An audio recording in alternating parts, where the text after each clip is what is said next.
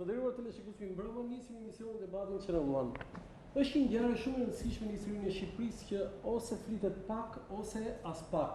Në fakt ka ndodhur nga data 1 deri në 3 gusht të vitit 1943 dhe mbushen për pak ditë mbushen 75 vjet. Bëhet fjalë për konferencën e Mukjes, një fshat në Kruj ku forcat e majta dhe të djatha gjatë luftës së dytë botërore arritën një marrëveshje shumë të rëndësishme historike për të luftuar në një front të përbashkët pushtuesit italianë atë kohë dhe që priteshin dhe ata gjermanë.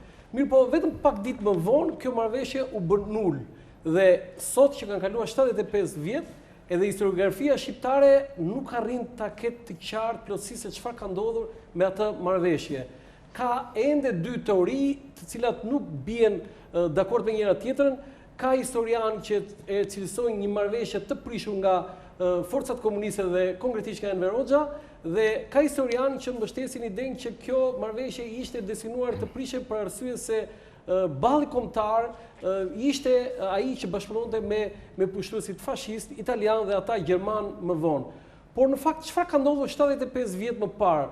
Pikërisht për këtë do diskutojmë sot. Unë kam zgjedhur puntatën e fundit të këtij sezoni për t'ia kushtuar kësaj konference kaq të rëndësishme që flitet pak ose as pak, por në fakt është Chelsea dhe kyçi kryesor i asaj që ndodhi gjatë luftës së dytë botërore në Shqipëri, por edhe mbas luftës, fakti që komunistët erdhën në pushtet. Kam ftuar në studio, është e rrallë për emisionin Debatin që rënduan, të kemë vetëm dy persona, dy të ftuar. Janë dy nga njohësit më të mirë, dy historianë njohës më të mirë të kësaj çështje, por edhe të çështjeve të tjera të luftës së dytë botërore. Natyrisht që mund mos kenë pikpamje të ndryshme dhe unë për këtë i kam zgjedhur. Është radhë parë historiani Uran Butka, mirëmbrëma, mirë se erdhe, profesor. Dhe Marenglen Kasmi, një historian i ri, po që unë e vlerësoj shumë sepse metodologjia e tij është ndryshe nga ajo që jemi mësuar nga historian të vjetër. Mirëmbrëma, mirë se erdhe. Mirëmbrëma, faleminderit. Unë natyrisht nuk u kam ftuar sot që të bëjmë një mukje të dytë, as për të bërë boks, po unë dua që sot këtë puntat, këtë emision t'ia kushtojmë për ta sqaruar çfarë ndodhi nga data 1 deri në 3 gusht të vitit 1943 në fshatin Mukje. U entuziazmova shumë, e kisha për shumë zëmër për ta bërë këtë emision, edhe për arsye se duke qenë se ka ndodhur nga data 1 deri në 3 gusht, ne gazetarët ose jemi me pushime, ose jemi me njerë mbasi ka ndodhur zgjedhje lokale ose përgjithshme, ose kampionati evropian, kampionati botror, dhe asnjëherë nuk na jepet mundësia që të merremi seriozisht me këtë. E përmendim në emisione të ndryshme, në puntata ndryshme që i kushtohen luftës së dytë botërore, po nuk ka asnjë emision të veçantë çfarë ka ndodhur në konferencën e Mukjes. Fati im ishte që unë duke u përgatitur për këtë emision, fati im ishte pra siç thash që profesor Uran Butka sot të nxjerrë këtë libër kushtuar Mukjes. Kam kënaqësinë që për herë të parë publik të libër ta bëj pikërisht unë. Historia e Mukjes marrëveshja e Mukjes sipas Uran Butkës, shansi i bashkimit peng i tradhtisë. Tradhtisë, sa tradhti ka parë kjo Shqipëri. Fillojmë njëherë me dy të ftuarit. Profesor, unë sot dua që të zbardhet çfarë ka ndodhur mbi bazën e dokumentave dhe fakteve të reja. Do desha, unë jam nga ata lexuesit pretendoj më të mirë të versioneve të tua, do desha që sot ne të kemi një qartësi më shumë se sa t'i bëjmë gjërat, t'i kthehemi edhe një herë gjërave që e kanë ngatëruar. Dy fjalë për hyrje nga ju, zoti Kasmi, dhe unë kam përgatitur dy inserte, versioni juaj sipas asaj që ju keni shkruar në librat tuaj dhe versioni juaj sipas asaj që keni shkruar ju në studimet tuaj. Po për hyrje, çfarë ishte konferenca e Mukjes? Konferenca e Mukjes apo marrëveshja e Mukjes që doli prej saj është një nga marrëveshjet apo ngjarjet historike më madhore të historisë së kombit shqiptar. Sepse ajo u zhvillua apo u arrit pikërisht në një moment kyç të historisë së Shqipërisë, ose më mirë të luftës së dytë botërore, në fund ose në fillim të mbarimit të fashizmit ose kapitullimit italisë fashiste dhe ardhjes në Shqipëri të një tjetër pushtuesi, nazizmit gjerman, i cili kishte bërë dhe goditjet e para.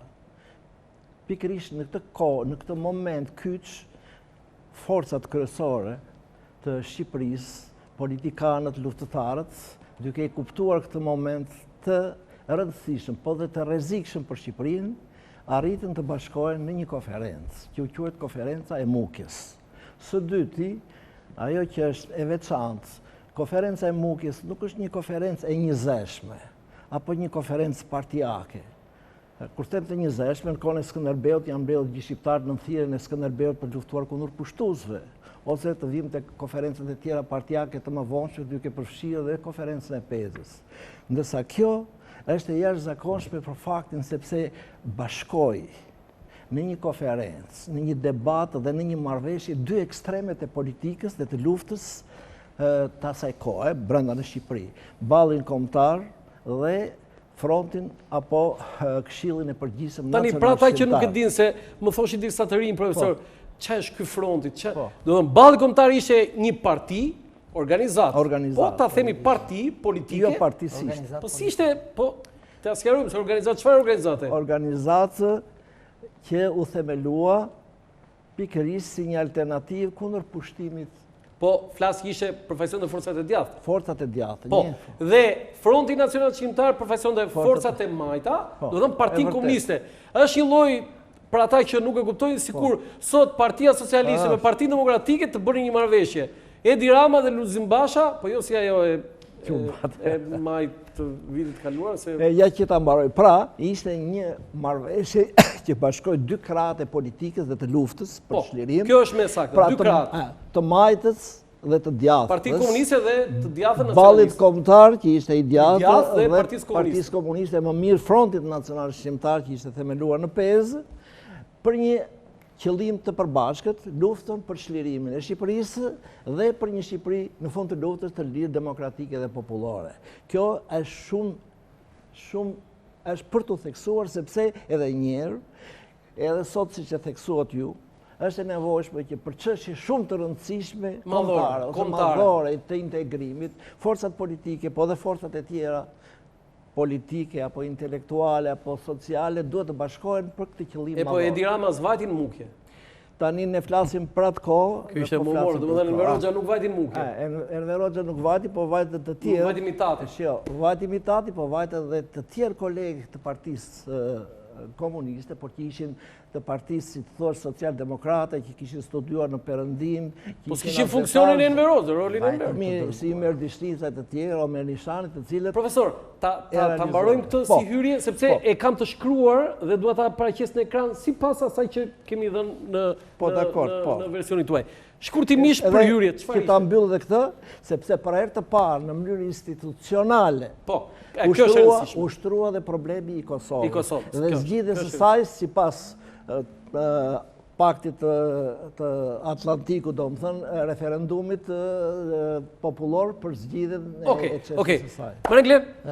Në opinionin tim, marrëveshja e Mukjes, apo tentativa për të arritur në një marrëveshje në Mukje ndërmjet dy palëve protagoniste kryesore gjatë luftës botërore në Shqipëri, është që është një tentativë e dështuar, qysh në fillimin e saj, pra e destinuar për mos të funksionuar, ende pa filluar, edhe sigur gjatë emisionin do kemi në mundësin që t'japim detaj më tej, por ajo që do thosha është që është e destinuar me argumentin kryesor, sepse ndërkohë që njëra palë e kësaj marrëveshje, dhe këtu kam parasysh ballin kombëtar, në mënyrë të vazhdueshme para se të bëj pushtimi Gjermani Shqipërisë, kishte tentuar të lidhej me Gjermaninë naziste, duke dhënë dhe garanci për ardhin e saj dhe për bashkëpunimin, kështu që do ta trajtojmë se ishte shumë e rëndë, shumë e fortë kjo që thotë. Është në këtë moment në libra kjo nuk shkruhet fare në librat e historisë. Që duhet arrijë dhe që u vendos luftë ndaj zaptuesit fashist, duhet në fakt. Nuk përmenden gjermanët, po ta shikosh në vendimet e saj. Okej, se kjo është me të kaluar, zoti Kasmi. E prirë për të dështuar qysh në fillim, pavarësisht pasaj se do. Okej, unë kam përgatitur dy inserte që bëjnë fjalë si e jep versionin e asaj që ndodhi në konferencën e Mukjes historiani Uran Butka dhe si e jep versionin e asaj që ndodhi në konferencën e Mukjes historiani Marenglen Kasmi. Kam pikpamje të ndryshme. Ti ndjekim të dy insertet.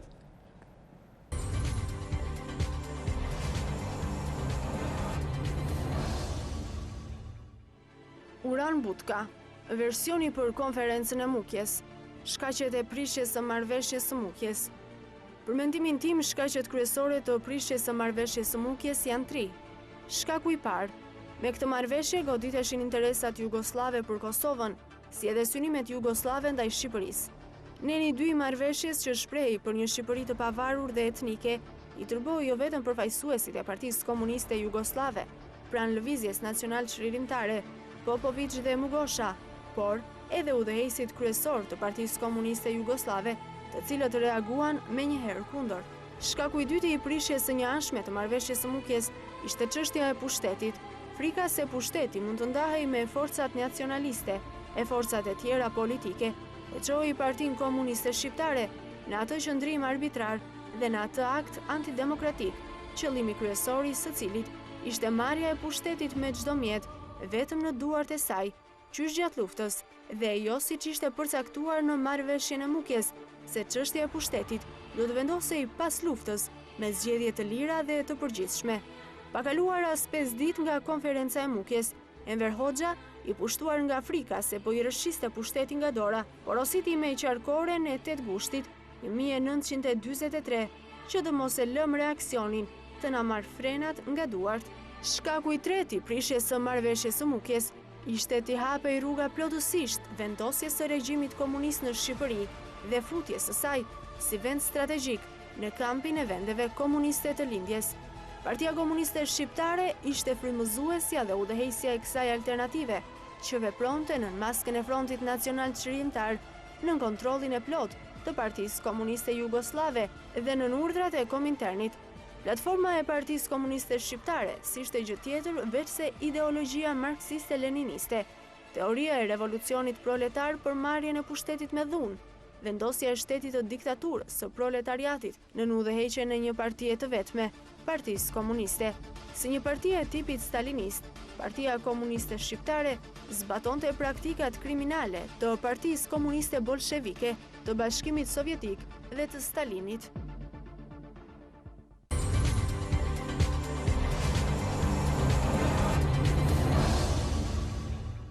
Marenglen Kasmi, historian, versioni i konferencës së Mukjes. Balli kombëtare kuptoi që qëndrimi menjanuar e dëmtonte atë. Prandaj ai duhej të bënte një përpjekje bashkimi, ose të paktën të krijohej përshtypja, se balli tashmë ishte gati që për të mirën e vendit të bashkëpunonin edhe me komunistët. Është e vështirë të besohet se balli kombëtar besonte vërtet që komunistët do të miratoni vendime kaq diskriminuese ndaj tyre. Gjithsesi, nëse marrëveshja do të prishej, ishin komunistët shkaktarët e prishjes. Aq më tepër kur prishja sipas tyre do të bëhej duke refuzuar një aspirat madhore, siç ishte bashkimi etnik i shqiptarëve. Kështu që më tepër se një dëshirë vërtet për bashkimin, krijohet përshtypja e një lloje të hollë politike të ballit. Nëse marrëveshja funksiononte, balli merrte drejtimin e luftës. Nëse ajo nuk pranohej nga komunistët, ata ishin të justifikuar siç vazhdohet të interpretohet ndonjëherë edhe sot. Është e pakundërshtueshme që Enver Hoxha ishte i interesuar të sundontej vetëm pas luftës. Këtë gjë e provuan shqiptarët deri në lëkurë për më se 40 vjet. Gjithsesi, t'ja hedhësh vetëm atij fajin e dështimit të bashkëpunimit mes shqiptarëve nuk përkon plotësisht me realitetin. Supozimi se balli kombëtar ishte i detyruar të bashkëpunonte me gjermanët si pasojë e fillimit të luftës civile pas prishjes në Mukje është tepër i dyshimt dhe i diskutueshëm. Siç edhe e theksua më sipër, balli kombëtar e kishte kërkuar bashkëpunimin me gjermanët, të paktën qysh në fund vitin 1942. Ndonëse në vitin 1943 italianët shënuan disa suksese në rafshin ushtarak, siç ishte organizimi i Gjandarmerisë Shqiptare në prill 1943 dhe kryerja në Kosovë e mobilizimit në ushtrinë shqiptare e 3 vitlindjeve. Legata gjermane në Tiranë arrinte në përfundimin se në shumë qarqe nacionaliste shqiptare ende shpresohet se nga kjo situatë e rrezikshme mund të dilet vetëm nëpërmjet një bashkëpunimi të ngushtë me gjermanët. Gjithashtu, ata nacionalistët shpresojnë të gjejnë një argument për këtë bashkëpunim për të proceduar kundër disfatistëve të shumt, anglo-amerikanëve dhe komunistëve. Në fakt, tendencat e nacionalistëve shqiptar për t'u afruar apo bashkëpunuar me gjermanët daton më herët se viti 1943. Dokumentet gjerman hedhin dritë mbi një takim të fshehtë të Vehbifrashërit me këshilltarin gjerman për çështje etnike në shtabin e komandantit të përgjithshëm gjerman në Serbi në datën 7 dhjetor 1942. Përveç kërkesës së Frashërit që biseda të mbahej e fshehtë, Ai i parashtronte bashkëbiseduesit të tij disa qëndrime të nacionalistëve shqiptar për sa i përket një kapitullimi të mundshëm të Italisë nga lufta. Disa interpretime të sotme, ku në qendër të tyre vendoset viktimizimi i ballit kombëtar nga komunistët, duke mos kryer analiza gjithëpërfshisuese historike, por duke u bazuar kryesisht në emocione dhe kujtime personale të protagonistëve ballistë, të shkruara kohë më kohë dhe siç ndodh shpesh në këtë gjini shkrimi, me ngjyrime narciziste, nuk e lanë përgjegjësinë politike të ballit kombëtar për lehtësirat që i krijoi Enver Hoxhës për të ardhur në pushtet. Përvoja historike tregoi se balli u orientua gabim qysh në fillimet e tij, duke besuar në fuqinë gjermane, kërkoi ta shfrytëzonte atë për të ardhur që gjatë luftës në pushtet, ose të paktën të dilte si faktor i fortë politik nga lufta, duke azgjesuar kundërshtarin politik me ndihmën e gjermanëve.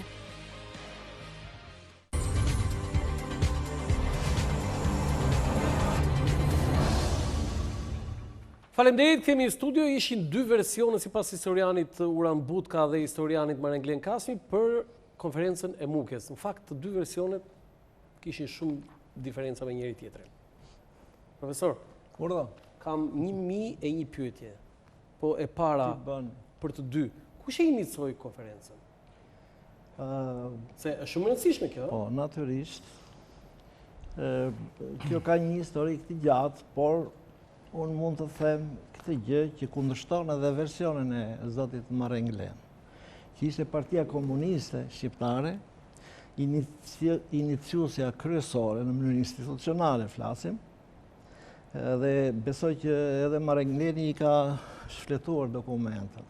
Pra, nuk ishte balli kombëtar ajo që donte të përfitonte nga kjo marrëveshje për të marrë pushtetin, po ishte pikërisht, siç e thatë ju, kërkesa e Partisë Komuniste në radhë të parë në konferencën e Labinotit të marsit 1943. 9/43. Ku u tha shprehimisht, dhe unë mund ta gjej për ta cituar për teleshikuesit, që duke filluar që nga ato udhëheqësit kryesor të Partisë Komuniste, theksuar nevojën e bashkëpunimit me ballin kombëtar. Me nacionalistët duhet të shikojmë thelbin e vërtet të saj, aleancën me ne, e jo të pretendojmë me kohë që t'i fusim në parti, thot Nako Spiru. Tjetër, Tukja kohën, atë kohë një nga udhëheqësit kryesor, thot, lajmet e fundit na tregojnë se parimisht balli pranon të mblidhet me ne në një konferencë.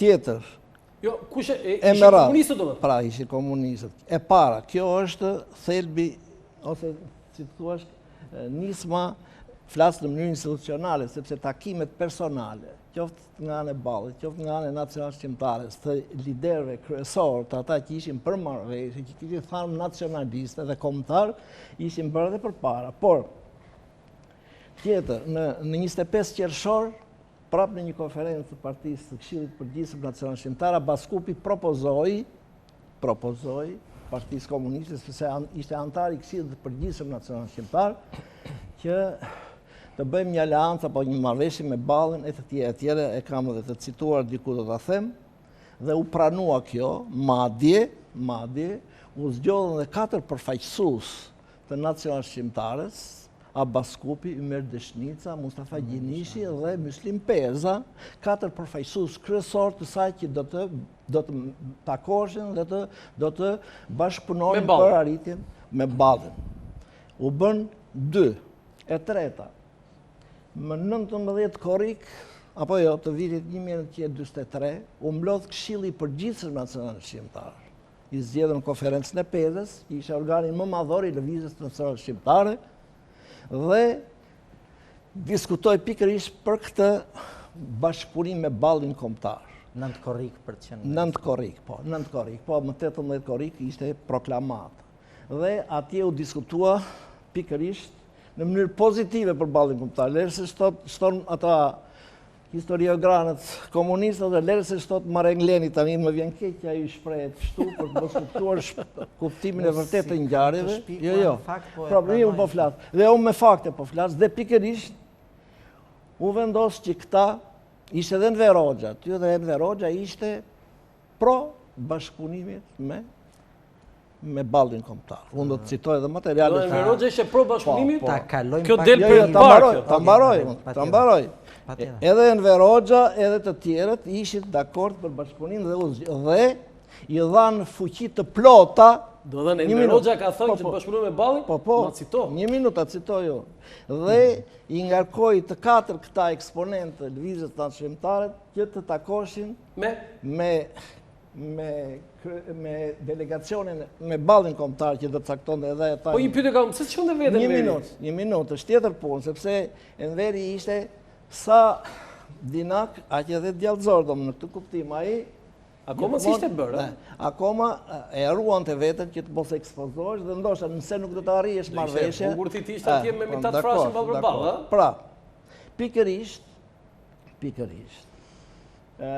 këta ishin përfaqësuesi që do të shkonin dhe kështu ndodhi më 18 korrik, apo jo, mos gaboj, është deklarata apo proklamata e Këshillit Antifashist Nacional Shqiptar. Pa shkuar të Mukja. Pa shkuar të Mukja dhe në kjo është një proklamat që vërteton plotësisht kërkesën këmbgulëse të Partisë Komuniste dhe të Këshillit Antifashist Nacional Shqiptar për marrëveshje me ballin kombëtar.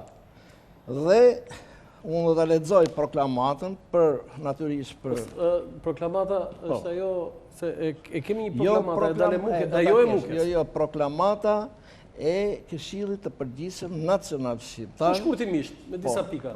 Dhe atje thot pikërisht që kërkohet bashkëpunimi me ballin kombëtar në luftë kundër pushtëve dhe okupatuarëve etj. Vjen parimet themelore apo jo, të Këshillit Antifashist Nacional, ndër të cilat kryesore është që mbas luftës, mbas çlirimit, me zgjedhje të lira, me zgjedhje të përcaktohet edhe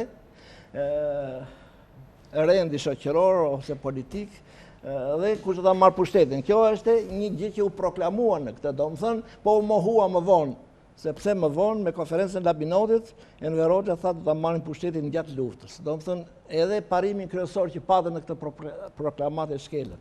Tjetër, aty thosh që ne jemi për iniciativën e lirë private, ne jemi për vlerësimin e traditave që janë nocione të së etj. Pra, me këtë proklamat kërkohesh që ti ishte si bazë e marrëveshjes. Do të thënë, Partia Komuniste dhe Enver Hoxha e inicoi konferencën e Mukjes. Po ta shikosh. Ç'ne ka ishte mirë ata? Unë po them, pse?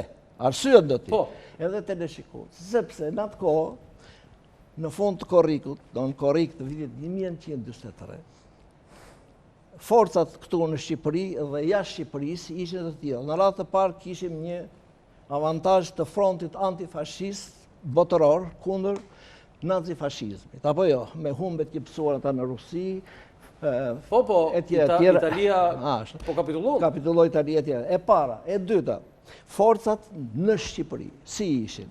Pothuajse ishin aty Marenglenin do thoshte ishin më shumë, po unë do t'i thjell ca fakte që të mos e hapim këtë. Jo, po pse? Do mëse Enver Hoxha me ardhin e gjermanëve e shikonte që ishte shumë e vështirë lufta se sa me italianët. Ku e dinte Enveri do vinin gjermanë? Po kishin ardhur ata u bë një përpjekje në Barmash, Dhe italianët kishin bërë masakra. Një minutë. U bë një përpjekje në Barmash, u bën edhe përpjekje të tjera. Pra, kishte dhënë dhe goditjen e parë. E dyta ishte, po të lexoj fjalën e një delegati kryesor që ka pasur Haki Stërmilli, besoj që ju e Haki Stërmilli. Njihet nga shumë. Nëse do ma lejoni ta lexoj në libër, po mund ta them edhe me fjalë, thot në ditarin e tij për konferencën e Mukjes. Ai thot kështu: në takimin që bëm se në fillim takimi parë që në Tapiz, takimi përgatitor në 26 korrik. Aty u hodh edhe baza e marrëveshjes së Mukjes. U hodhën tezat. Pastaj u miratuan në Mukje. Pastaj takimi i dytë u bë thash në Tapiz ku në shtëpi? Në shtëpinë e Isan Toptanit. Toptanit. Sepse ajo foto, i lutem regjia, foton e madhe të konferencës Mukjes, kështu në Ilëndin atje, edhe emri i madh konferencë, mos e kishim vënë fare samiti i Mukjes, në fakt atje një fshat i panjohur që zgjedh ngojë vetëm për këtë konferencë dhe atje po thej 50 burra rreth rrotull një tavolinë të vogël, Ja, kjo është konferenca e Mukjes. A thua ti, këtu po bëhet samiti për Ballkanin Perëndimor në Londër, ë? Këtu janë, do një bilet dhe aty toka as e shtruar fare, një tavolin, një sekretar që shkruan? Jo, nuk është kështu si thoni ju, sepse pavarësisht se kishte tavolina shumë, po një tavolinë ishte atje ku është ai Mustafa Gjenishi që po mban shumë me sekretar. Po pra një tavolinë është.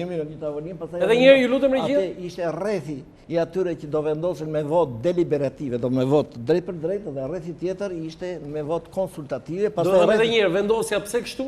Po ishte një rreth i parë i atyre kryesorëve, jam i tat frashë. Po s'kishin një lënding këta me ato bregore atje kështu cop. Jo të lutem më thuaj, po. Megjithatë është ulje që dikton bisedimet, të gjithë ulur shesh ai në karrige, pra diferencimi është i qartë. Ku është mitati aty? Mitati ishte ai me këmishë të bardhë. Po ai që është përkul pak. Po, Omer Nishani. Omer Nishani, i Nacional Qëllimtarës. Po, këto të dy. Pastaj ka i cili u bë president apo. Ai atje kush është ai pa flok në cep? Ai që është kryetari, ai që është atje është kryetari i konferencës Mukjes, drejtuesi Orologaj, të cilin ishte antari i delegacionit të Ballit Kombëtar, po propozua nga Partia Komuniste për të qenë kryetari i konferencës.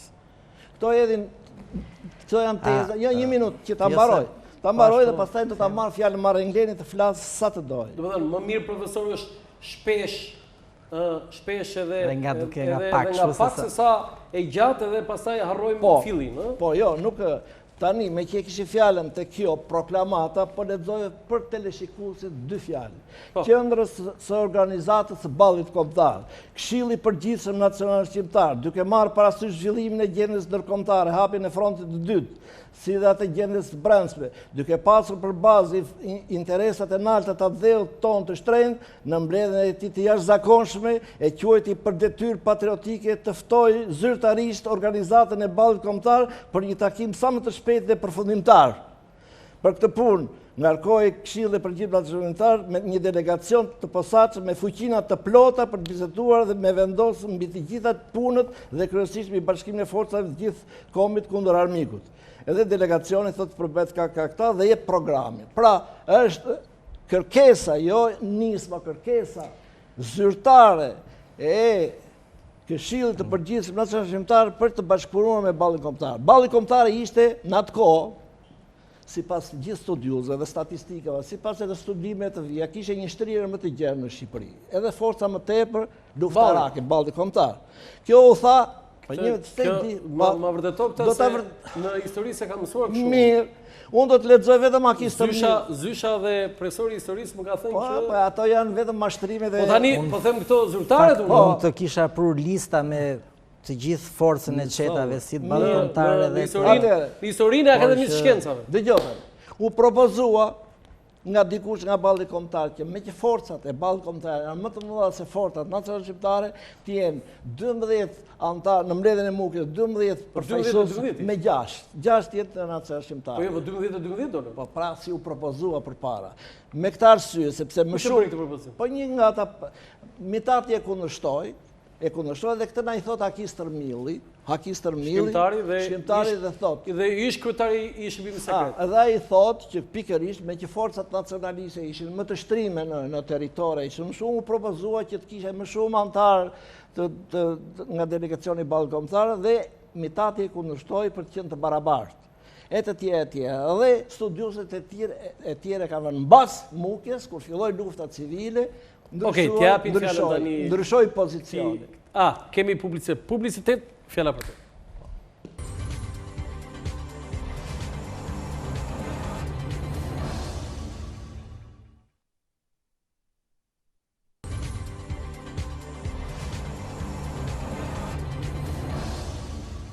Faleminderit, kthehemi në studio. Unë mendoja që për marrëveshjen e Ramës edhe të Bashës mund të kishte shumë reagime atë të një viti më parë, po mbas 75 vjetësh reagimet të jashtëzakonshme dhe interesi jashtëzakonshëm të njerëzve me vërtet jam i habitur. Po, versioni juaj, kush e inicoi konferencën? Është puna versioni im, këtu ne shprehim pikpamjet në bazë të dokumentacionit që i kemi konsultuar, dhe unë duke patur parasysh faktin që kjo është një ngjarje shumë e ndjeshme për shqiptar, sigurisht referohem shumë, për mos thënë më së shumti edhe dokumentacionit huaj, kryesisht atij gjerman, i cili për hir të vërtetës e ilustron dhe e tregon shumë mirë situatën e vjeshtës së vitit 43 në Shqipëri. Po para se të filloja, po e lë pak atë versioni komunist dhe i Marenglenit, pa dalon 40 pak vjeç komunist, po nese është një gjë që jam mësuar tani në momentin që kritikon ballin kombëtar del nese, kjo është çështje tjetër. Unë do kthehem përsëri në kontekstin e kohës dhe do desha ta filloja pak me planin botror, sepse nuk shpjegohen në histori zhvillime duke filluar nga gjëja e Vockëlt e Madhja, po shikohet konteksti njëri i përgjithshëm, rasti konkret ai botror, europian i luftës, pastaj kalojmë edhe te ngjarjet në Shqipëri. Duhet patur parasysh që marrëveshja e Mukjes u thjerr në një kohë kur jo, kush e inicoi? Dëshira e parë ka qenë nga britanikët. Ka qenë misioni britanik i cili kërkonte me insinuim shumë të qartë bashkimin e shqiptarëve të gjithë bashku në një front lufte, sepse diej kush ishte misioni britanik edhe është iniciatori, letërthjerrja, siç e tha dhe profesori, është bërë nga Fronti Nacional Shqiptar. Jo, kush nga misionarët anglezë? Nga misionarët, po të shikosh, më shumë Maklini ishte më aktiv, pastaj zhvillimet më vonë janë të Davis dhe kështu me radhë. Pra përsa i përket përshkrimit të ngjarjeve. Por kemi parasysh një gjë, që për aleatët ishte gjithkush i mirëpritur në këtë front për aq kohë sa luftonte dhe vriste qoftë edhe një gjerman të vetëm apo italian të vetëm kudo qoftë ai. Kështu që kalimi i forcave qendrore në mbrojtje në Stalingrad, ndërkohë që qartazi dukej që kjo betejë e cila të shtonte dhe kthes në luftës dhe për çdo mendje të kthjellët, jo ushtarake, por intelektuale, zoti Kasmi, dijej sepse lajmet ishin, pra praktikisht kalimi në mbrojtje, dështimi automatikisht çonte pra në një zhvillim dhe në frontet e tjera të luftës. E para, e dyta, zbarkimi i aleatëve në Siçili në natën e 9 korrikut. Pra britanikët zbarkojnë në Siçili dhe kemi parasysh këtu politikën pra ndërmjet aleatëve, hapja e frontit dytë, gjithmonë një tezë shumë diskutuar dhe që nuk ndodhi asnjëherë, madje kjo ishte dilema më e madhe për sa i përket qëndrimit ballit kombëtar, po afrohemi shumë me Gjerman, po çfarë do ndodhi sikur po të vinë zbarkojnë aleatët, kur u pa qartë asnjë do ndodhte, pastaj kalojnë krahun tjetër. E treta, rritja e mosbesimit te komanda supreme italiane nga vetë italianët. Pra, kjo komand e shikonte politikën pra si po shkonte, pra duke qartazi që Mussolini do të binte, madje ishte rikthyer përsëri në pushtet, krijimi i qeverisë Badoli ndërkohë kështu me radhë. Si ashtu dhe shumë faktorë të tjerë, të jashtëm dhe të brendshëm, të cilët shuan pra në rënien e Mussolinit. Këto zhvillime ishin tepër domethënëse, jo vetëm për teatrin evropian të luftës, por po ashtu dhe për teatrin shqiptar të luftës dhe kryesisht për kampet politike shqiptare. Shkërmoqja e shpejtë e shtetit italian i detyronte edhe politikën shqiptare që kam parasysh më tepër këtu ballin kombëtar, të ridimensiononte edhe një herë qendrimin politik ndaj Frontit Nacional Çrrimtar, por dhe ndaj aleatëve që duhet. Dhe aleatëve, kështu që e konfirmoni edhe që tha profesori që Enver Hoxha ishte ai që do të bashkëpunonte me ballin kombëtar? Enver Hoxha e ka shkruar vetë, ka kërkuar në vazhdimsi të bashkëpunonte me ballin kombëtar. Ajo që ndodhi është që nuk erdhi asnjë reagim nga pala tjetër. Do dalim edhe te Mukja dhe te qëndrimi pra se si shkruar. Do të kërkesës Enver Hoxha je duke thënë. Po sigurisht. Dhe nuk erdhi asnjë reagim. Pra letërthjerja. Atëherë pse Enver Hoxha nuk shkoi vetë në Mukje dhe atje kishim ta frashë? Sepse këtu u tha, po u tha jo e plot, sepse ata delegatë që u dërguan, pra dhe duhet thënë që nuk ishin të gjithë përfaqësues dorës parë Partisë Komuniste. U dërguan të konferencës për të negociuar, po jo për të kaluar në vendimarrje në Mukje. Në vendimarrje. Kush e thot këtë? Po këtë e thot vetë Enver Hoxha. Enver Hoxha ç'ka thënë? Jo, prit një sekond. Jo çdo gjë, tani kemi parasysh një gjë. U theksua këtu qëndrimi i historiografisë komuniste. Jo çdo gjë që është shkruar në kohën e historiografisë të parë në 90-s nuk qëndron. Përkundrazi vërtetohet në momentet e caktuara. Ti lëm 80% më shtrim, mos ka të besoj atë 20%. Ti lëm janë tani rolin udhëheqës së pamoshën të partisë, numri i tërë gjitha, pra të gjitha anën fiktive që do të glorifikonte Partinë Komuniste gjatë luftës, flasim për gjëra reale që kanë ndodhur, sepse në momentin që përputhet informacioni, dokumentacioni po deshe shqiptar, ati gjerman, deri diku dhe ati britanik, shikohet. Delegacioni ballë kombëtar. Drejtohet Hasan Dosti, Mitat Frashi. Hasan Dosti çfarë detyre kishte? Avokati. Në avokat. Po jo, detyrën në parti. Madje vlerëson edhe Mitat Frashi çfarë detyre kishte? Po drejtuesit e ballit kombëtar. Po drejtues, kishte një kryetar aty apo? Kryetari i ballit kombëtar. Po ky është problemi se nuk arrin asnjëherë të mësohen si organizat. orolog Gaj, juristi famshëm, Skënder Muço, Ysnile Penica po diet, Yusuf Luza edhe ky profesori, Kadri Cakrani dhe ky i njohur, Fratari, Nergjat Peshkëpia, Halil Beniku, Ismail Petrela, shikon të gjithë drejtuesit, eksponentët kryesorë të ballit kombëtar hidhu te delegacioni i Këshillit Nacional Shqiptar. Abaz Kupi, komunist, jo. Jo. Lutem regjia më aty, po. Jaja Çaçi, sigurisht që jo. Ishte legalist i Abaz Kupit. Po. Muslim Peza, sigurisht që Si ishte? nuk ishte. Ymer Dishnica, Mustafa Gjinishi, Omer Nishami, Sulo, pra këta tre, Mustafa Gjinishin, sigurisht. Sulo Bodgo, Stefan Plumbi, Shefqet Beja, Medar Shtylla, Akis Rmili dhe Gogo Nushin në fundit, cili do të bëjnë vetmi komunist. Tre komunistë kanë qenë. Kush ishte? Në të gjithë. Jo, të lutem edhe një herë gjë, të lutem. Kush ishin komunistët? Pra ke Gogo Nushin, Po, ke Ymer Dishnicën dhe Mustafa Gjinishin. Gjinishi. Tani, shikojmë pra dy palë të cilat shkojnë për një marrëveshje. Po, ç'është vjen merri vet? Nuk shkoj sepse pretendimi Se ishte kishin që punë. jo ishën vjetkuq për të qenë realisht, për Ishte formoj me brigadën e Shaba, parë. Por, tani ka, ne Miladini mund të spekulojmë në thonjza pra pikpamje historike mbi këtë gjendje. Dhe për mua është që e para u dërguan për të negocuar, dhe e dyta sigurisht që në momentin që mund merrin ngjarjet një detim të pakëndshëm për te, kishte edhe më të lehtë për të kaluar pra të triqe nga kjo gjë. Pra nuk diskutojmë faktin këtu se kush e prishin marrëveshjen. Ajo është e qartë, e prishin Enver Hoxha. Asnjëherë nuk e kam. Por, prishin Enver Hoxha. Po sigurisht e prishin Por Enver nuk Hoxha. e kam kuptuar ndonjëherë që si çon këta dhe pastaj prish. Kjo s'më del. Duhet kuptosh intensitetin se si u zhvilluan këto bisedime. Kjo është më e rëndësishmja. Tani, dalim përsëri në verën e vitit 43. Enver Hoxha, mund të bëj një sekond tani që të dokument, jo me që thot për Enver Hoxha, shiko që thot në një dokument, firmosur nga Ymer Dishnica dhe Enver Hoxha. Komiteti qendror ka ngarkuar 2 delegatë të merren vesh me ballin kombëtar me gjithë nacionaliste e tjerë. Jemi në marrëveshje konkrete dhe besojmë se në pak ditë do të arrijmë rezultate konkrete. Kini durime të tjera se të ashtu dhe të tregon për bashkëpunimin, populli këtyre qarqeve ka bërë marrëveshje lokale, është ngritur dhe një komision i koordinimit, komision i koordinimit për marrëveshjen. Në Tiranë, balli kombëtar propozoi i pari grevën mbylljen e tregut të zyrave kundër fashistëve, neve me njëre pranuam dhe shtuam demonstratat që i pëlqeu i madh i vogël. Tani ta çoj dhe unë argumentin deri në fund, i kthejmë përsëri sepse është shumë e rëndësishme të kuptojmë kohën. Kështu që çfarë ndodhi? E parë në këtë situatë, përballë presionit, por duke lezuar dhe situatën çfarë do ndodhte, pra qoftë ndërhyrja britanike i invazioni, por edhe ardhja e gjermanëve në Shqipëri, ndërkohë që shqiptarët ishin provuar në Borov se kush ishin gjermanë dhe lajmet nuk mungonin. Kështu që në 27 korrik 43 drejtuesit e ballit kombëtar braktisin Dajtin dhe kalojnë të gjithë hidhen kalojnë në ilegalitet në mal. Besoj se këtu bijem dakord. Kush kaloi në mal? Po, balli kombëtar. Nga Dajti drejtuesit kaluan ilegalitet në 27 korrik, e braktisën Tiranën. Kështu që në prag mbledhjes së Mukjes, kemi këtë situatë, që sapo tham. Tani, çfarë do të ndodhi me takimin në Tapiz? Ato nuk po rikthehen përsëri bisedave. Po them që në Tapiz ura dakord pra 26 korrik, në të dy palët, kurse si fronti përfaqësuesit pra komunistët nuk dominonin Fronti Nacional Qërimtar, pavarësisht se ishin drejtuesit e luftës, dhe po të duam, këtu mund të kthehemi pak në retrospektiv, të shkojmë edhe në konferencën e Pezës. Në opinionin tim, sigurisht jo personal, po historik, pra si studiues, është që mungesa e elementit të fuqishëm nacionalist në Pezë vetëm se e letësoj punën Enver Hoxhës për të bërë atë që bëri më vonë. Pse e letësoj? Nuk janë pa njohur momentet në histori ku njerëz të tillë me prirje të qarta pra diktatori i ardhshëm shfrytëzon nacionalistët.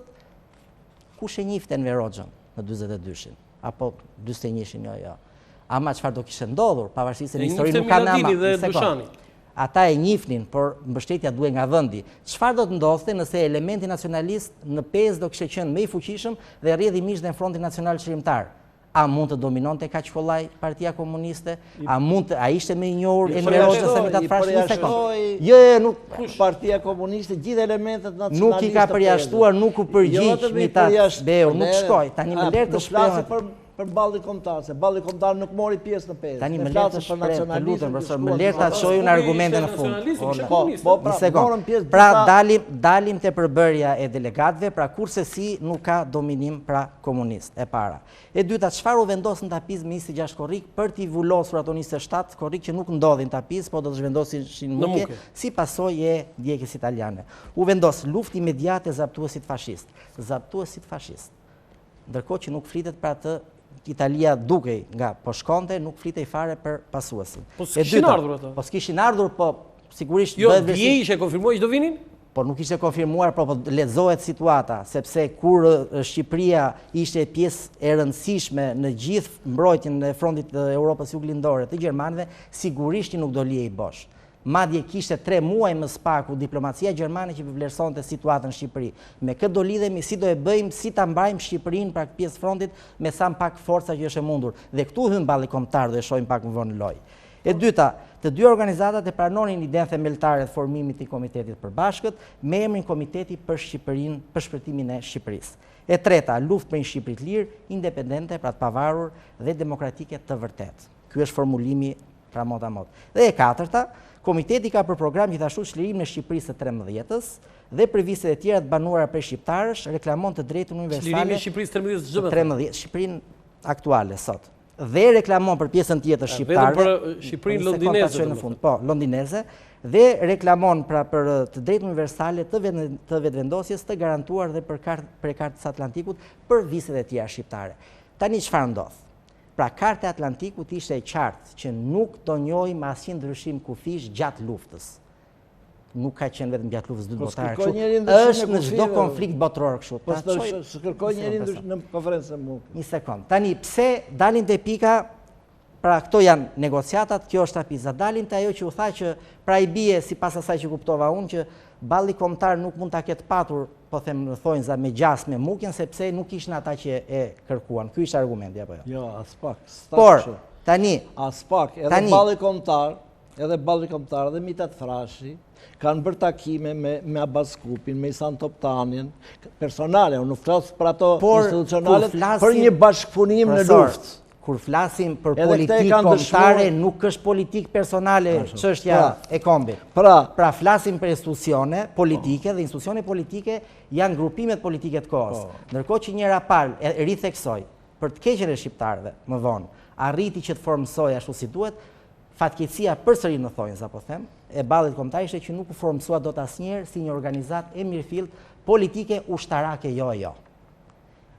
Ky është fakti. Këtu për kongres, po është e rëndësishme se si u shkuan Mukje. Pse është e rëndësishme? Sepse do luftoj sipas parashikimit, do luftoj pushtuesi. Tani cili pushtues do luftoj kur që në dhjetor të 42-shit balli kombëtar dërgon dhe Bjefrashri në Beograd, flasim me oficerin e zbulimit dhe ku ai thot tekstualisht. Shumë i fortë, shumë i rënd. Ku i thot tekstualisht. Mund të japësh këtë? I thot tekstualisht.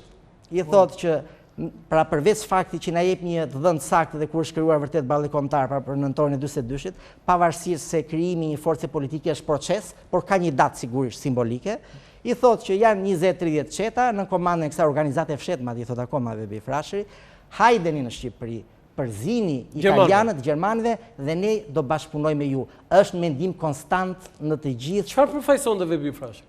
Dhe Bi Frashëri në këtë kohë pra shkon nga dokumenti, shkon dhe flet në emër të ballit kombëtar.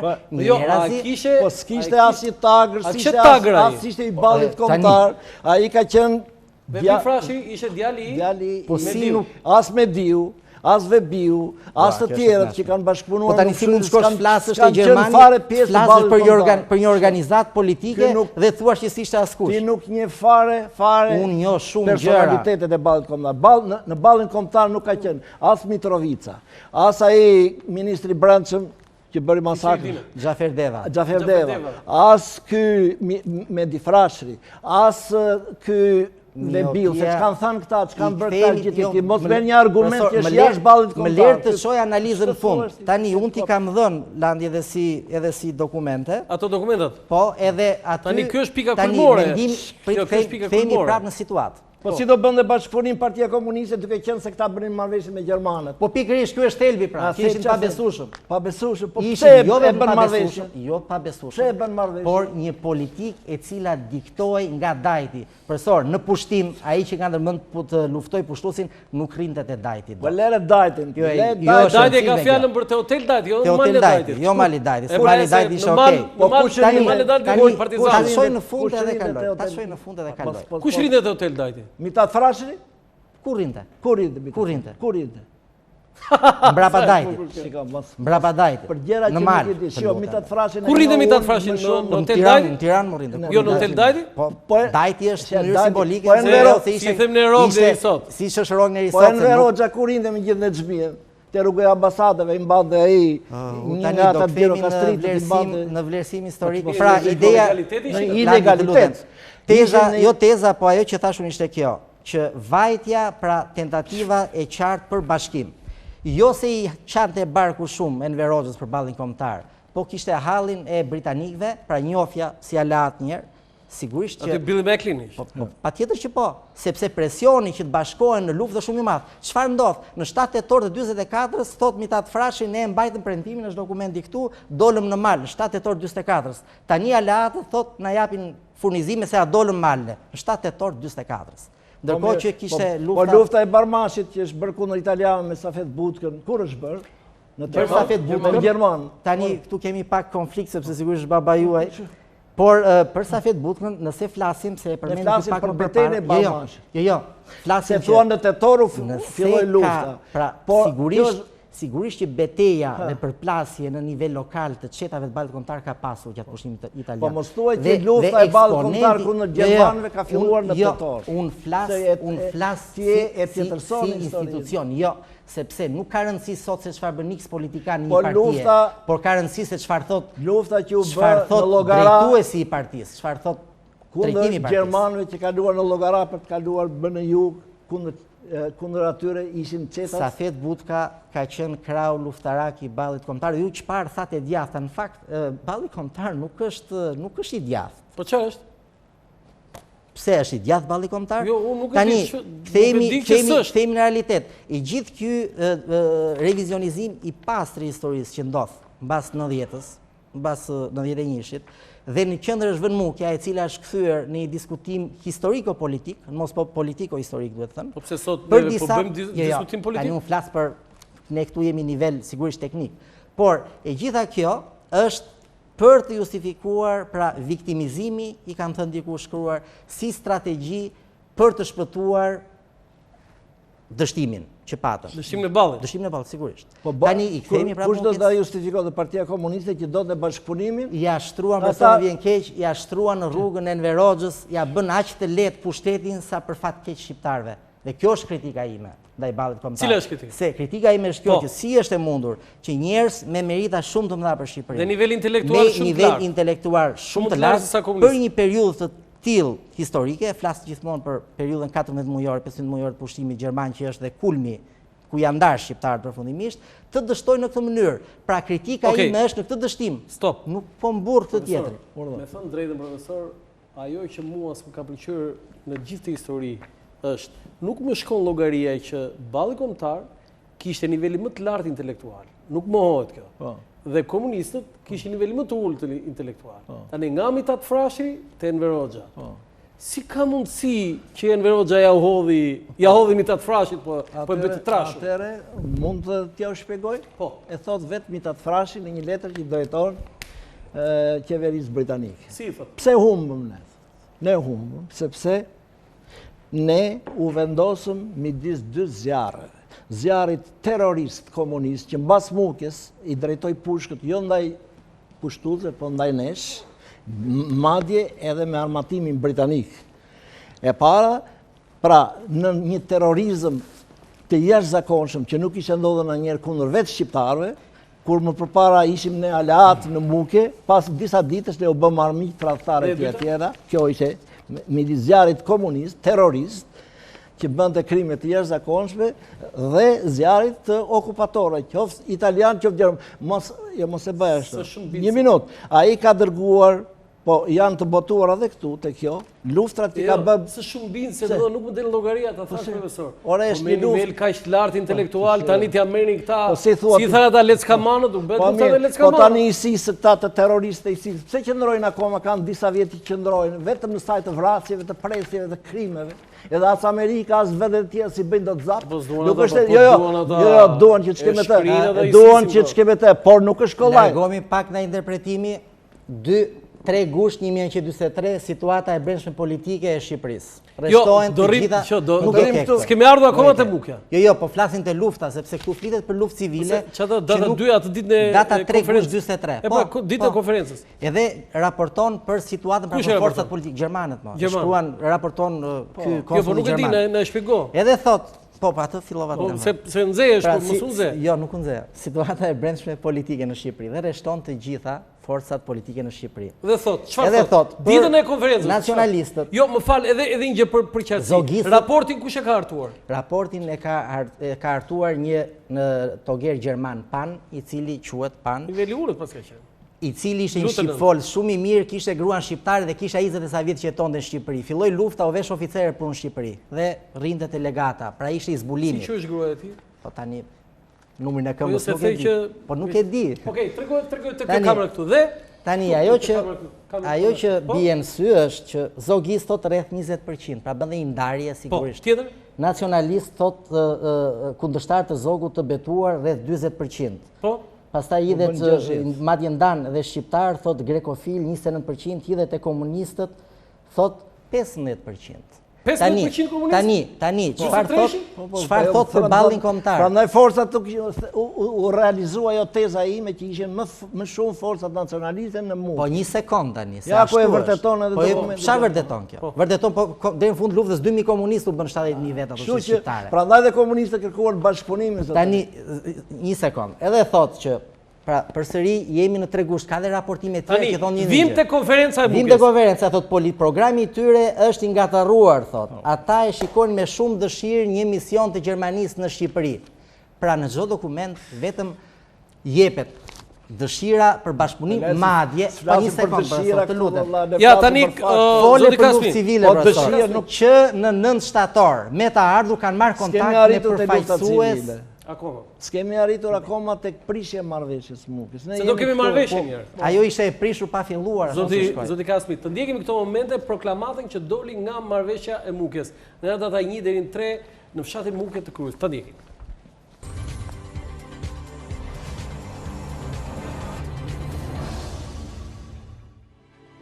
Javdekje Jaliri, proklamat, popull shqiptar. Po bojën afër 5 vjet që Italia fashiste ka pushtuar vendin ton të shtrenjtë dhe po mbjell kudo zi e mjerim. Barbarizma ka arritur kulmin. Në këto kohët e fundit, armiku ka ndjekë ka shkatruar fshatra e qytete dhe me një etje të tërbueme. Ka vrarë ka therr burra e gra, dje me vajza, pleqe e të rinj dhe fëmijë të vegjël shqiptar që ende thithin qumshtin e nanës, po me gjithë vuajtjet e torturat e mëdha. Armiku nuk mundi të shuaj në popullin ton kreshnik, flakën e shqiptarizmës. Populli shqiptar i cili ka ditur kurdoherë të bashkohet sa më ngushtë në rast e rreziku të vendit të vet, dhe këtë radhë nuk mungoi të gjejë rrugën e drejtë, duke formuar një blok të çelikt dhe paraqitet sot me emrin Komiteti për Shpëtimin e Shqipërisë, për një bashkim të gjitha fuqive të organizueme të kombit, sipas marrëveshjes së plot ndërmjet organizatës Balli Kombëtar dhe Këshillit të Përgjithshëm Nacional Çlirimtar. Komiteti për Shpëtimin e Shqipërisë, shprehje e gjallë e fuqive të kombit, paraqet këtë program. 1. Luftë të përbashkët dhe të menjëhershme përpri aleatëve të mëdhenj, Anglisë, Shteteve të Bashkuara dhe Bashkimit Sovjetik, si dhe popujve të shtypur kundra pushtuesit barbar. 2.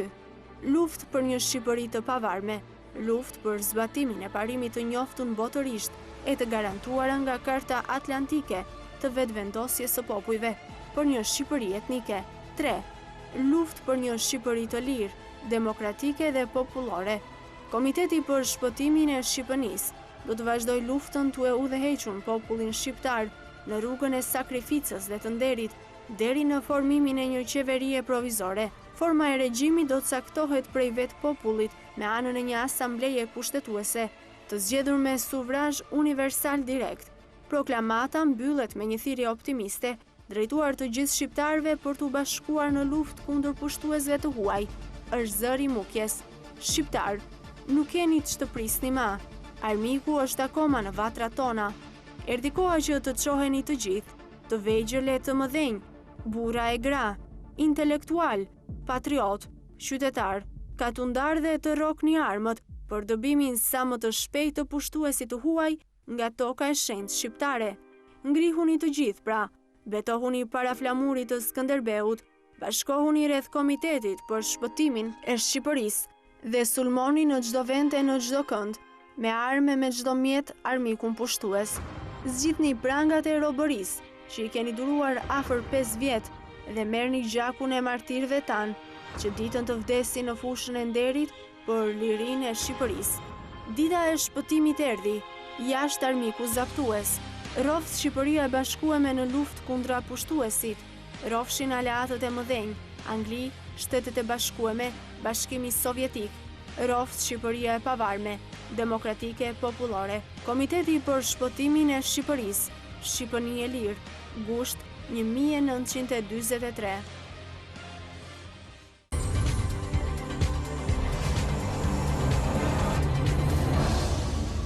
Faleminderit, themi në studio, profesor. Ky ishte proklamata që doli nga mbledhja, nga konferenca.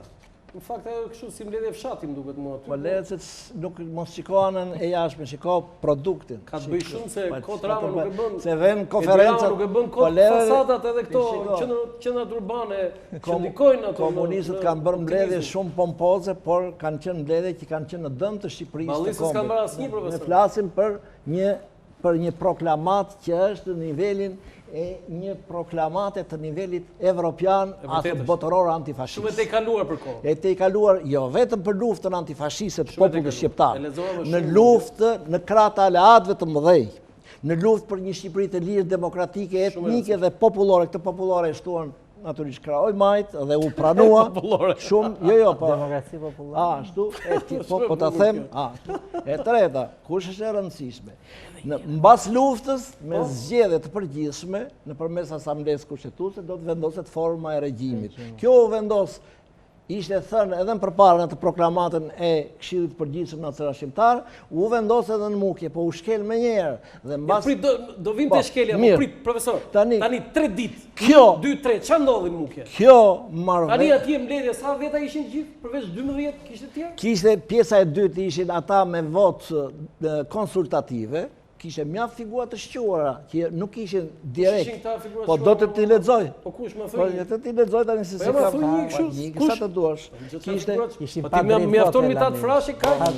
Ishin pa drejt vote. Pa të drejt vote, por ishin mjaft figura të shquara që nuk tani fshati ku rrinte fshati aty? Po nuk ishte tamam në fshat, ishte një pozicion si Panteon, ishte ajo kodra, rreth i parë ishte i biseduesve që kishin votë vendimarrëse, rreth i dytë edhe një foto të lutem? E atyre që futeshin në diskutim, por nuk votonin, dhe rreth i tretë ishte i luftëtarëve që kishin ardhur çetat të ndryshme, çetat e Nishtrim Pezës, çetat e këtij Istrinder Benitës, çetat e Vlorës, çetat si zhvillua me seanca para ditën mbas dite? Po, para dreke dhe mbas dreke. Sa orë zgjaste? Tani orët nuk i di, por vazhdoi 3 ditë. Këtë gjë duhet ta kishin mësuar ju historianët. Nuk është matur skisë. Se nga 1 deri në 3 mua më duket kështu sigur janë seanca pa fund. Dhe pastaj u bë.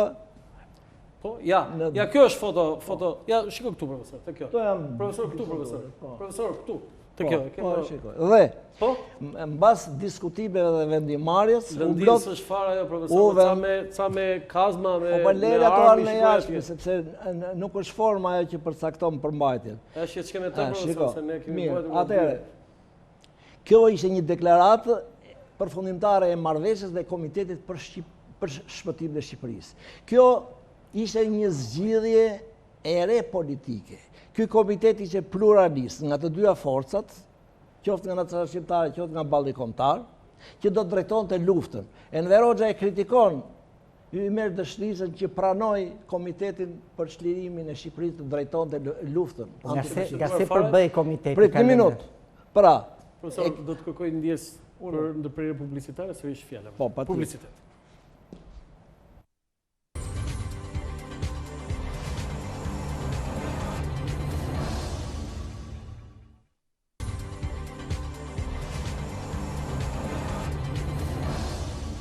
këtu nuk kam pas... Faleminderit, themi në studio, ja më ngasmove profesor me një, Po. do ta jap fjalën sërish, po kjo Ja. ja ti tregojmë në Ja, këta që mendojnë ti Jo, ti kishe, tregojmë. po, ti tregosh. tu atëre, tregoj te kamera 3. Tu. Ju pyetët... Gjatë konferencës të? Po, Për të parë shikoj këto imazhe. këto janë imazhe të fiksuara nga britanikët që asistuan në konferencën e Mukjes. Kemi një raport të Marenglen që i drejton qeverisë britanike për këtë konferencë. Dhe siç e shikoni këtu, ka edhe të majt edhe të djathtë që qëndrojnë bashkërisht. Këtu shikon, ky është Uran Butka, është një nacional, e keni dëgjuar bëhet poetin që i ka kënduar 7 prillit, apo jo? Thoma orologaj bashkë me të kokë për kokë. Ky është tjetër kush është më tutje. Ja, Vasil këtu Andoni. ja, më mirë këtu regjia, të lutem te Vasil foto- Andoni. Ja, kjo është ju shpjegojeni aty profesor, ndërkohë në ekran në shfaqen me vërtet dy foto shumë të rralla që janë gjatë konferencës së Mukjes. Unë të paktën për herë të parë i shikoj të profesor, për herë të parë votojnë? Po, për herë të parë. Ja dhe këtu. Nga janë marrë këto foto profesor? Janë marrë nga arkivi i shtetit, është një album që e kanë bërë britanikët. Dhe ja shikoni këto fotot e tjera. Janë të njëjtat këto, Jo, ju të regjia, po. Këto janë fotot të tjera, të tjera pjesëmarrës bashkë janë edhe nacionalistë edhe komunistë. Ja këtu në mes është Abbas Kupi. E shikoni këtu, ky është Abbas Kupi. Ky është Ihsan Toptani, një nga nismëtarët e konferencës Mukjes. Këtu është Vasil Andoni. Ky është Jo, ju lutem regjia, Hasan ja, Dosti. prit, Hasan profesor. Dosti. Po, këtu edhe një herë profesor? pra Abbas Kupi, Po, Hasan Dosti. po, Ky është Vasil Andoni, një nga Po. anëtarët kryesorë të Ballit Kombëtar. Këtu është Ihsan Toptani në mes. Ihsan Toptani. po. E kështu të tjerë, qoftë të majt e qoftë të djathtë, janë dy fotografi. Këtu është Patër Lek Luli, në qoftë se e keni dëgjuar ndonjëherë. Është edhe një prift. Po, është personazh i librave të misionarëve anglezë, her pas here. Patër Lek Luli. Patër Lek Luli mori pjesë në konferencën e Pezës dhe pastaj në konferencën e Mukjes. Ishte një bashkues, Po, një te kamera 3 ju lutem. midis të djathtës dhe të majtës dhe ka mbajtur qëndrime jashtëzakonisht të rëndësishme. Por në fund ç'ndodhi me të? Çfarë ndodhi? Ndodhi që e kapën komunistët batalionin që ishte në Shkodër për Latë Rexhepi, ja pren kokën dhe lojtën futboll me kokën e këtij njeriu, siç lojtën me kokat e gjithë nacionalistëve të tjerë. Me kokën e tij. Kjo pak si film horror, po Jo, horror, me liburimin. Ky shoqëronte oficerin Sim Cox që shkonte nga Shkodra në Gjakovë, ku luftonin kryezinjt, e kapën partizanët e batalionit për Latë Rexhepi, ja pren kokën dhe lozën futboll me kokën e tij. Jo, e di Kjo pse është e them vërtetë e kështu, botuar profesor. në dokumentat e kohës, mos Them thuaj nga error. që është me Po ja, shqiptar shumë e rëndë. Shumë e rëndë, po e kanë bërë komunistët. Kanë bërë këtë fakt. Kjo këto foto po më entuziazmojnë shumë Po, profesor se si ka ky marrë është- asnjëherë themi- këto. Pra, Te Këtu profesor, Kur te kjo këtu, te kamera 3 mund t'i tregosh. po, këto janë, ka dhe foto të tjera që janë në një album, ja këtu shikoni shumë bukur. Marenglen është këtu, dhe Ihsan Toptani, një nga iniciatorët e ishte mik i britanikëve dhe në shpinën e tij vdiq edhe majori koloneli luftëtari që luftonte bashkë me shqiptarët në luftë kundër gjermanëve. Thoja emrin se jarova. Ky është varrosur këtu. Nëse, Po varrosur Ihsan këtu. Toptani ka vdekur. Aha. Atëre, Kanë ardhur vajzat Ihsan madje, Toptani, një nga nismëtarët e konferencës Mukjes. Pastaj u aratis dhe shkoi në Radio Londra dhe atje ka vdekur. Është një figurë e shquar e Toptanës, një nacionalist i shquar që dinte disa gjuhë dhe që ishte edhe përkthyes i anglezëve me formacionet nacionaliste dhe Më habiti shumë kjo. Po, vim dhe njerë profesor te Po. konferenca. Në ato 3 ditë. pra, Zhvillohet para dite mas dite po, dhe si u arrit në atë që quajmë marrëveshje. pra, mbasi u përsëritën të gjitha tezat e ku u hodhën në konferencën e Tapizës, një nga një. Krijimi, themelimit, Komiteti Shqipëria e Lirë, Komiteti për Shpëtimin e Shqipërisë. Po ta riformuloj, jo, që t'jemi të qartë, se ky është problemi i historianëve. Tani, të dy delegacione, 12 dhe 12, kishin dikë mbrapa që kemi dërguar ne, se Enveri i dërgoi këta 12 dhe kishe komunikim?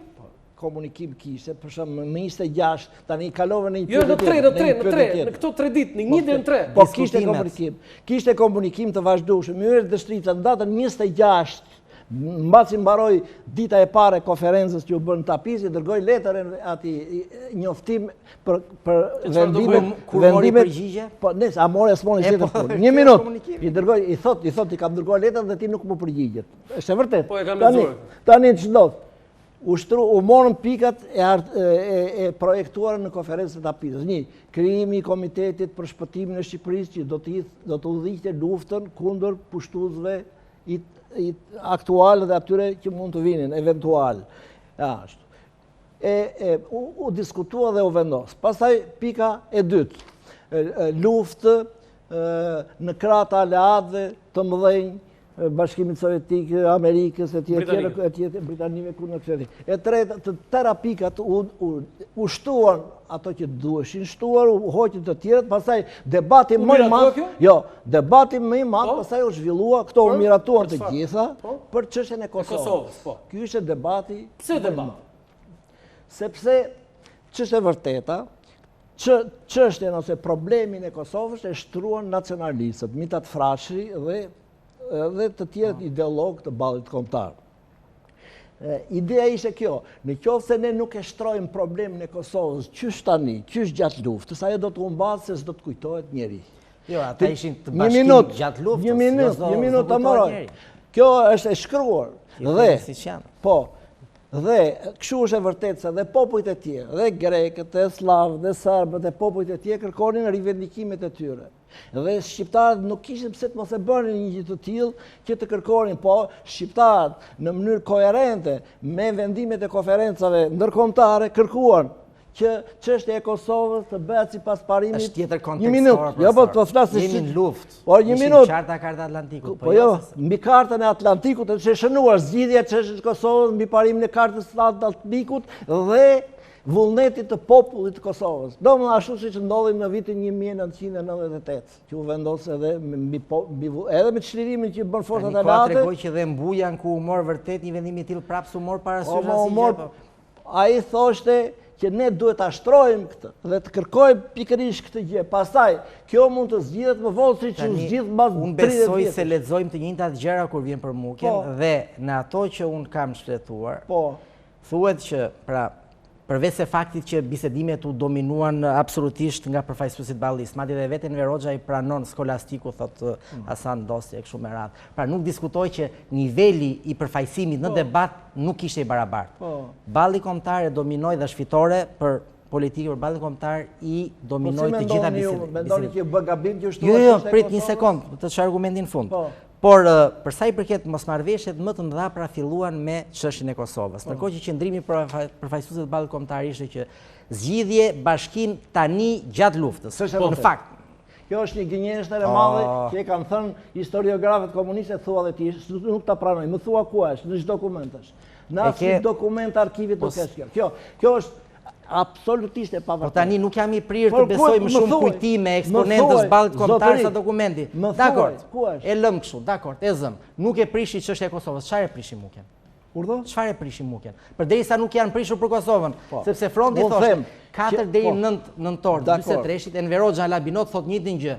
Mbante njëjtin qendrim ndaj Kosovës, po për zgjidhje pas luftës. Tani nëse në Mukje janë dakord të dyja palët që Kosova mbas lufte do vendosim sipas kartës Atlantikut, ku qëndron mosmarrëveshja. Dhe vullnetit po patjetër. Sigurisht se vetë vendosja nuk është puna se e vendosin këta. Kjo ishte një tani koha tregoi që nuk funksionoi ajo. Funksionoi mbas kaq vjetësh. Mbas 30 vjetë. Po pse funksionon mbas 30 vjetë? Sepse thot Mithat Frashëri kështu, ne humbëm, po ajo farë që ne mbollëm do të mbi dikur. Ja, kjo mbiu mbas kaq vjetësh. çështja e Kosovës u zgjidh. Mukja nuk shpjegon gjithë historinë e Shqipërisë shekulli 20, profesor, dhe ky është gabimi që ne bëjmë. E lidhim çdo gjë me Mukjet. Atëherë mund të them që nuk është vetëm kjo çështja e Kosovës që prishim marrëveshjen e Mukës. Është edhe çështja e pushtetit, çështja kryesore. Sepse kjo është çështja për të marrë pushtetin. Atëherë pas keni ndryshuar qendrim se në mënyrë vazhdueshme keni thënë Kosova prishi çështjen e Mukjes. Unë kam këtu në libër. Shkaku i parë tha dokumenti që ju publikuat. Shkaku i parë, arsye e parë e prishjes marrëveshjes me çështja e pushtetit. Ishte vendosur në Mukje që çështja e pushtetit dhe formës së regjimit të vendosës mbas luftës. Komunistët e prishën marrëveshjen për këtë arsye. Ne duhet ta marrim pushtetit me çdo mjet, me çdo formë. Kjo nuk qëndron. Kushta? Po ta lexojmë? Po mund ta lexoni, por nuk qëndron. Pse po se keni shkruar ju nuk do të thotë se qëndron. Jo, unë të lexoj fjalët e Enver Hoxhës. Tani e nisi me radhë, mosmarrëveshjet ishin pikërisht e krijimi i komitetit dy palësh. Sa përfaqësues vërtet komunist kishte kjo qeveri e re që do të dilte nga komiteti. Mos më ndërprit, më bëre një pyetje, të lutem. Atëre, po them, Enver Hoxha i pushtuar nga Afrika se po ikte pushteti e tjera. Po jo, them unë, atëre. Edhe thot, atëre të mos ja ku është, edhe dokumenti 173 Arkivi i Shtetit, të mos e lëmë reaksionit të na marrë frenat e pushtetit nga duart. Vazhdojmë. Sepse komiteti për shpëtimin e Shqipërisë u mor nga balli kombëtar. Dhe ky kishte 2 vjet që luftonte. Kishte 2, kush e vendosi? E vendosi Omer Nishani. Është tradhtar sipas teje. Po nuk është tradhtar, por nuk vajti me atakër për të marrë vendime, vajti për të diskutuar. Ndaj dhe dërgoi letër që si erdhi asnjëherë, se ishte në fund dynjas ai tjetri që merrte vendimet. Tani ti themi gjëra siç janë. Dhe komiteti i dominuar nga balli kombëtar. Ky 2 vjet në mal t'ja jepte pushtetin, të dyja palë pushtetin ndeshën. T'ja jepte këtij që rindet e hotelit. Balli, thotë Enver Hoxha, janë të cituara Arkivi i Shtetit, numër 178. Balli dhe askush tjetër nuk ta liron pushtetin, në qoftë se nuk e rrëmben me forcë se është e drejta jonë për ta marrë pushtetin. Vazhdojmë. Edhe në konferencën e Labinotit që u prish marrëveshja, edhe në të gjitha ato urdhëresat që ka dërguar Enver Hoxha që ti ke lexuar, ai thotë ti vën fushë të ballit dhe funksionoi. Për fat keq të shqiptarëve nuk funksionoi kjo marrëveshje. Nuk funksionoi se nuk mund funksiononte se asnjëra palë nuk e deshte. Balli kombëtar shkoi me opsion të hapur, këte flirtonte me gjermanët, këte deshte mirë me britanikët. Tani vjen kjo pjesa kulmore për atë dokumentin. Edhe të them edhe pse Enver Hoxha se deshte. Sigurisht që dhe ky nuk deshte konkurrent për në pushtet nesër, por në momentin që kjo situatë shkon kështu, pra merret një vendim, krijohet një komitet i shpëtimit Shqipërisë, ku vetëm një komunist kishe. Po një sekond, profesor. Një minutë, ta mbaroj unë tezën që më ke pyetur. Çikë ç'thotë Enver Hoxha me gërma zeza. Me forcë dhe me armë të marrin pushtetin me luftë, me luftë. Dhe me gjak, ishte teoria marksiste leniniste e revolucionit për ta marrë me dhurmë me gjak. Mos kërkoni në përresha, nuk ka nevojë shqiptar t'u tregos se sa i keq ishte Enver Hoxha se ka nevojtur gjithë nga mi parë të i vogël. Ishte klika i tija. Po jo, klika tani Atëre, në këto momente, thot Koci Xoxe, për para ushtrisë nacionale shqiptare, paraqitet urgjente marrja e pushtetit duke zaptuar krajina dhe qytete e të tjera. Kjo ishte fryma e tyre, e pushtimit e shkatërimit e marrjes së pushtetit. Dhe kjo shkaktoi luftën civile. E para, e dyta. Cilës luftë civile? Ishin emisarët. E keni futur luftën civile, ja u bët kokën shqiptarëve. Kush ishin ata që e prishën? Ishin pikërisht Miladini, Dushan Mugosha, që në mbledhen që u bë e një... Mirë, profesor, po e bëre copë, e bëre mikrofonin. E bëre luftë civile me mikrofonin tani aty. Pse duhet i thoshte Miladini Enver Hoxhës prishi marrëveshje që s'ti intereson? Pse duhet ja thoshte? Pse? Që si intereson dhe as këti vetë, pse duhet gjonde tjetër? Intereson dhe Jugoslavisë prishje marrëveshje. Po Jugoslavisë po pa tjetër. Sepse Jugoslavia jo vetëm donte ta kishte përsëri, ta ripushtonte Kosovën siç e bëri, por donte ta rriqte edhe Shqipërinë mbas qerës jugoslave. A kthehemi në 2 gusht 43 dhe i lëmi interpretime tani? Ky është momenti kulmor. Të lutem regjia fotografitë e dokumentit që historiani Marenglen Kasmi ka zbuluar në Bundesarkiv dhe do na i shpjegosh. Ju lutem, çfarë është ky Marenglen? Ky është raportimi datës 2 gusht. Po? Pra, nuk e shoh që këtu. Mund të shohim pak këtu. Mund të afrohem pak. Jo, nuk mund të afrohesh sepse nuk mund të afrohesh. Pra është raportimi datës 2 gusht, e them ndryshe po i them në mënyrë përmbledhur. Po. ka raportim nga legata gjermane, nga konsuli Shlip këtu, në datën 30 korrik, ka në datën 2 gusht, ka në datën 5 gusht, ka në datën 7 gusht, ka për gjatë ditëve të konferencës, para, gjatë dhe pas. Për konferencë. 21 gusht dhe 23 gusht. Po, ato, ka dhe 21, dhe më rëndësishme ndër këto është ky moment. Se nuk është dokument i ri, Jo, i ri, po unë e kam zjerë, e kam pjesërish diku. Ju ku e keni marrë? Është më i ri zbët në arkivin e Ministrisë Punëve të Jashtme në Gjermani. Në Gjermani, po. Tani, pse janë të rëndësishme këto? E para njërë dhe la shiqare, jo vetëm nga këtë dokumentacion që u shikoni, por po ashtu dhe nga raportimet e tjera, që minimalisht legata gjermane ishte ndjenit plot, e keni të shkruar aty, që po zhvillohen bisedime. Kush është ky? Dhe ky është Mackensen, sepse shiko çfarë ndodhte. Shlipi ja dërgonte ambasadës në Rom, sepse kështu komunikonin. Ai përmblidhte, ishte konsuli gjerman në Tiranë, ja dërgonte ambasadës në Rom, ai nga Roma e përcjellte në Berlin. Këtu s'kishte ambasadë Gjermania? Ishte çështje ndërlidhje, ata ishin më fuqishëm pikpamje të ndërlidhjes.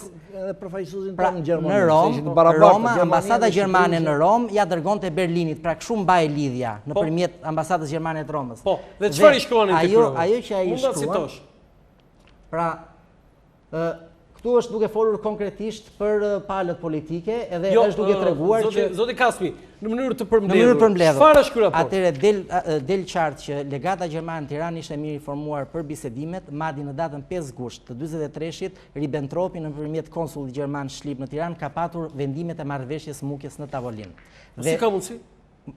Tani si ka mundësi? Mundësia është kjo gjë, që ai krah që flirtonte që në 42-shin bënde një gjë dhe 43-shin, balli kombëtar dhe ka qenë i mirë informuar. Do të edhe njërë, se ky është një fakt historik shumë i rëndë. Dhe balli kombëtar, atë marrëveshjen ja ka vënë në tavolinë gjermane. Po po e ke parë këtë. Po e lexon, po se lexon dot ja atë. Ja, ja punë në origjinal. Po të them. Ai ka bërë një informacion, po nuk është puna se jo ka marrëveshje. Është i mirë informuar vendimet e Mukjes në datën 5 gusht ka vajtur te Ribbentropi në shkresën e datës 21 gusht që Ribbentropi dërgon. Jepet praktikisht, skicohet gjithë politika që do ndiqet ndaj Shqipërisë, si do veprohet politikisht, ushtarakisht, dhe këto janë vendime të dala nga Mukja. Po ashtu mund të thuhet që në një raportim që shkuan përsëri konsuli Shlip, jo vetëm që është i mirë informuar, por madje e lë një shtek të hapur që mund të jetë deri diku edhe iniciator i hartimit të marrëveshjes, konsuli Shlip. Dhe balli kombëtar ka shkuar në Mukje, jo është rëndësishme kjo se ka 27 vjet, ka 27 vjet. Konsuli gjerman ka hartuar marrëveshjen e Mukjes. Kjo është përmbysje historisë. Ka 27 vjet që këtu është kthyer në Mukja në tragjedinë. Edhe ti po bën luftë me gjermanët, mos e gjithë atë në mikrofon. Në tragjedinë e shqiptarëve në luftën botërore. Po, nuk u morën vesh. Por balli kombëtar shkoi në Mukje me opsione të hapura në gjitha drejtimet. Dhe po mos funksiononte fajtor do ishte ai që e prishti, sigurisht Elmer Rozha e prishti. Por kush ishte përfitimi politik që merrte balli kombëtar nga kjo marrëveshje edhe e prishur?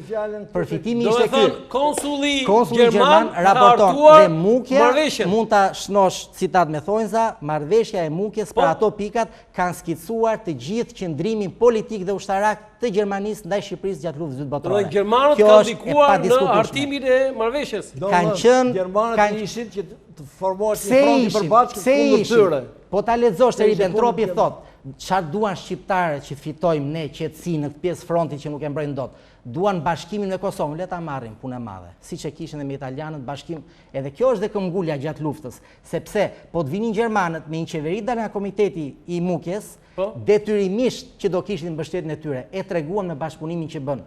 Neutrale kishin opsionin të hapur 14 muaj se bën asnjë. Tani përplasja nuk ka fare. Tani krijohet fronti. Po pra dhe thot Ribbentropi, te ky front që u krijua, tani nga këta element me cilët mund merremi vesh, komunistët bien poshtë janë bolshevik, por balli kombëtar ka dhënë sinjale të vazhdueshme që e mirëpret dhe do bashkëpunojë me ne. Që në gusht me gjermanët. Jo, me kë element të ballit kombëtar. Tani kur flit po balli profesor, më vjen keq kur flasim për politik, nuk flasim se çfarë thot një eksponent që del edhe sot në politikë, po flitet kush është linja zyrtare e kësaj organizate politike. Fatkeqësia është që s'kishin linjë. Kjo është fatkeqësia shqiptarëve. Nëse do flasim për vitin 44. Ky dokument tani historinë po sigurisht që po. Sigurisht që po e përmbys, sepse sikurse flet kjo, flet që në 9 shtator sa erdhën janë marrë kontakte me drejtues qeta zballit kombëtar, kanë marrë armatim që në 10 shtator të 43-shit. Armatim nga kush? Nga gjermanët. Po 10 shtator. Po Mukja Qetat ballit kombëtar. Tani, një sekond, kthehemi te Mukja. Jo, ja fuskot po.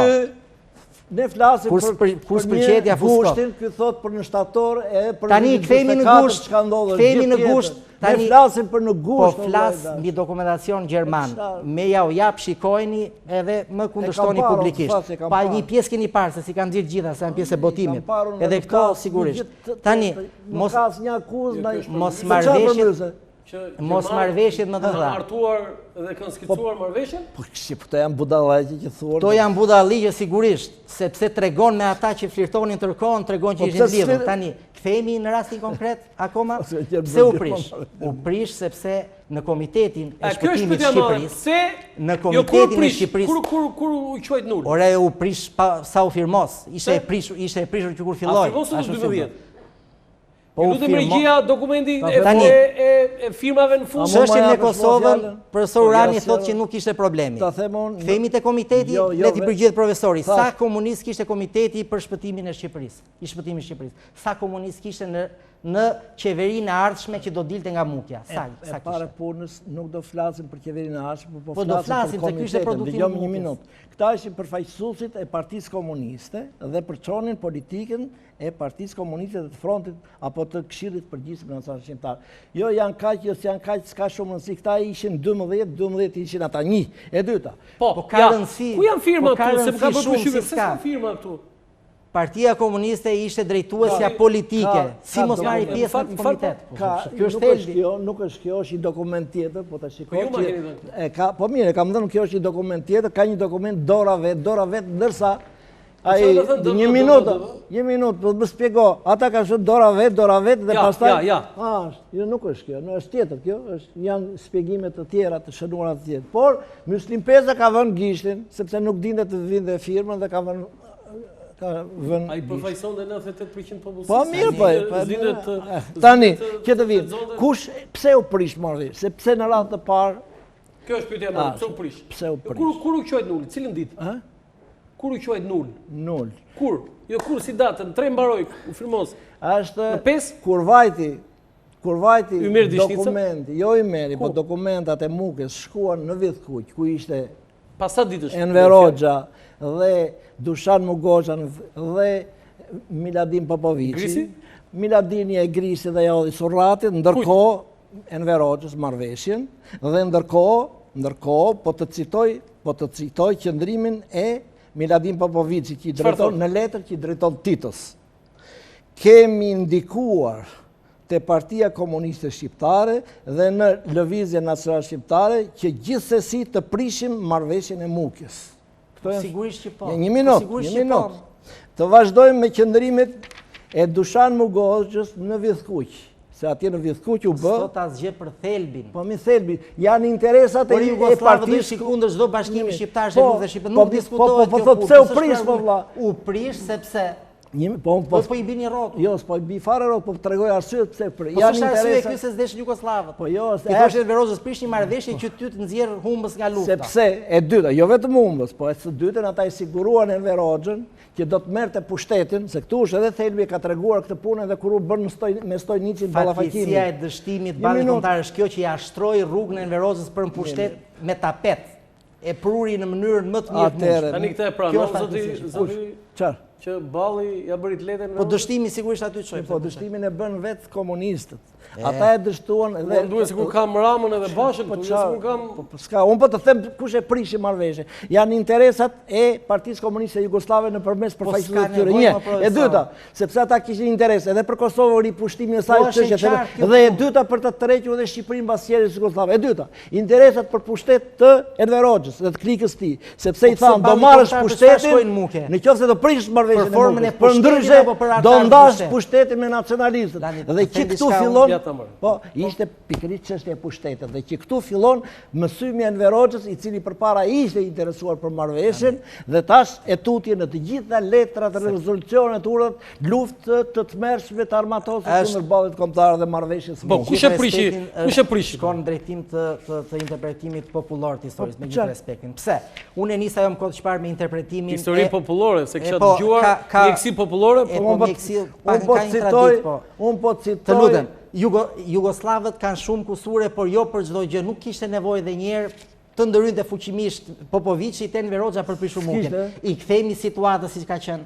Tani, është e rëndësishme momenti pse shkoi balli kombëtar, pse pikërisht në këtë moment pranon mbas shumë përpjekjeve tjera të bashkëpunoj. Sepse me Gjermanët shkonte me opsion të hapur. I kishte marrë garancit. Të lutem, një sekond. Ka lidhje fare me Gjermanët. Ka shumë lidhje. Vera dhe vjeshta e 43-shit ka shumë lidhje politike Gjermane në Shqipëri. Po si bashkëpunoi Partia Komuniste me një organizatë që bashkëpunonte me Gjermanët. Se ishte Kot më shkoj. Shkoj me opsion të hapur. Shkoj me opsion të hapur. Shkoj loste me 2 porta. Shkoj si të shkoj, unë dojë o vinë pushtet, po një sekund. I flet si ata historiografët komunistë kohës Enver Hoxhës. Po, ja e themë në fund, po ashtu ja. Tamam, me një të gjë. Përma se thej që s'ma tha njeri... Po e di unë, nese, s'është kjo thelbi. Tani i kthemi ballit kombëtar. Po e ritheksoj prapë për mos krijuar ndonjë përshtypje të gabuar. Kritika që i bëj ballit kombëtar nuk do të thotë se jam dakord me atë që erdhi, por për këtë tjetrën s'ka nevojë shqiptarët, por ka 27 vjet që është bërë Mukja, Chelsea dhe e keqja e këtij vendi. U prish nga komunistët, sigurisht që po. Po pala tjetër, ka ndonjë faj në këtë gjë? Si shkoi pala tjetër aty? Shkoi e para me opsion të hapur, një sekond, ta shohim fund argumentin. Ta analizojmë pastaj. E prishin Enver Hoxha, po sigurisht që e prishin. Po këtë po pyet kë vëlla, nuk po shkoi me opsion të hapur, jo mos është e rëndësishme, se shkohet negociata dhe dy palë kanë interesa, secili mbron pikpamjet e veta. Dhe balli kombëtar shkoi me këtë opsion. E para një ishte momenti në të gjitha zhvillimet që tani duhet bën faktor. Po ikin italianët, duhet bëj një lëvizje politike që të, edhe nëse nuk marrë drejtimin, të paktën të japë mesazh që jam i prirë për të marrë drejtimin e vendit. Argumenti që ishte interesuar në formën e pushtetit dhe jo për të marrë pushtetin në politikë është qesharak. Secila forcë politike kërkon të vinë pushtet. Po të citoj edhe 2 sekonda dhe vazhdoni sa do. Jo, vetëm për këtë. Më ka ngelur mes argument gjithmonë. Ne zgjodhëm rrugën më të gabuar, thot Enver Hoxha, përpara Stojnicit. Nga oportunizmi i parë u hodhën në një sektarizëm të egzageruar, nga një qëndrim. Nuk më prek kritika Enver Hoxhës dhe servilizmit ne hodhëm në luftë me ballit. Nuk është ky thelbi. Për mua fajtor janë dhe këta. Këtu është gabimi janë dhe këta që e linin Enver Hoxhën të vinde 100% atje, në kthetrat aty. Edhe këta janë fajtor. Më ndje se i thadh ati si historian komunist. As Mukja, as po këtu është bërë të them që dhe ju keni pikpamje komuniste. Akis Tremilli Shkroni, pjesëmarrës e Revolucionit Demokratik të qeverishorit. Revolucioni Demokratik? Tani. Kjo është komuniste fare. Tani, problemi është ky. Shiko, revolucioni i qeverishorit mund të vësh shumë epitet, por që ka qenë një revolucion për demokraci, vendosjen e demokracisë, pavarësisht se u bë me dhunë. Si edhe rikthimi më mbrapa. Ashtu, kështu që nuk mund të jetë pikpamje komuniste. Okej, ju kërkoj ndjes së dy. Fjali dhe se them dot. Kam 4 herë. 4 herë. Kemi publicitet urdhë. I biem rrotull për kemi publicitet se çfarë do të ndodhte me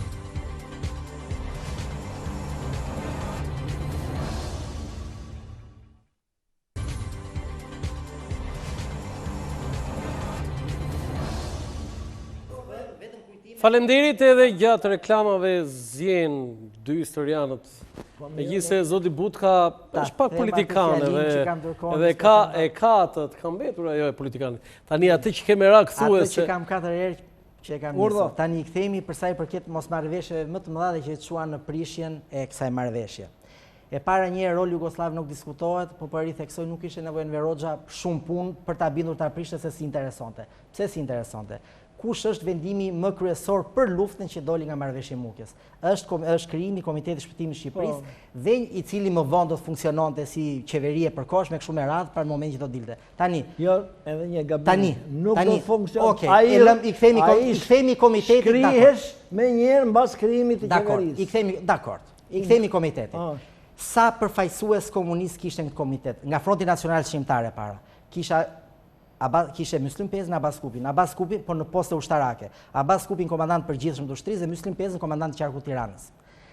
Partia Komuniste në këtë komitet ishte pothuajse zero përfaqësuar. Tani çfarë do bënte komiteti? Komiteti sipas vendimit, që Enver Hoxha tha kush aty ta firmosësh të marrësh vendime pa i thënë partisë, do merrte drejtimin e luftës në dorë. Ky ishte mesazhi kryesor që jepte. Dhe këtë luftë tani pa pritur në gusht të 43-shit, ndërkohë që ishte që në 7 prill 39-s pushtuar Shqipëria, del balli kombëtar thotë që hajde bëjmë marrëveshje politike dhe unë do marr drejtimin e luftës në dorë. Ndërsa ti, pra nuk kam përsëri background tjetër, ti që ke 2 vjet sa që lufton dhe ke ngritur këshillat krajinor nacional shqiptare kështu me radhë, ti je inekzistent. Do e marrun luftën sepse era dakord, vendim politik këtu.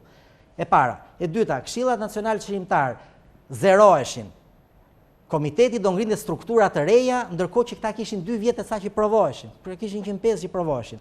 Dhe në thelb, kjo është prishja e Mukjes, sepse nuk ka forcë politike në këtë kohë lufte të dalë, politiko-ushtarake, duhet thënë si ishte krijuar ndërkohë shtabi i përgjithshëm, të dalin luftë, luftoj dhe me marrëveshje politike të pa autorizuar, të vi dikush tjetër dhe thojë do ta marrun tani.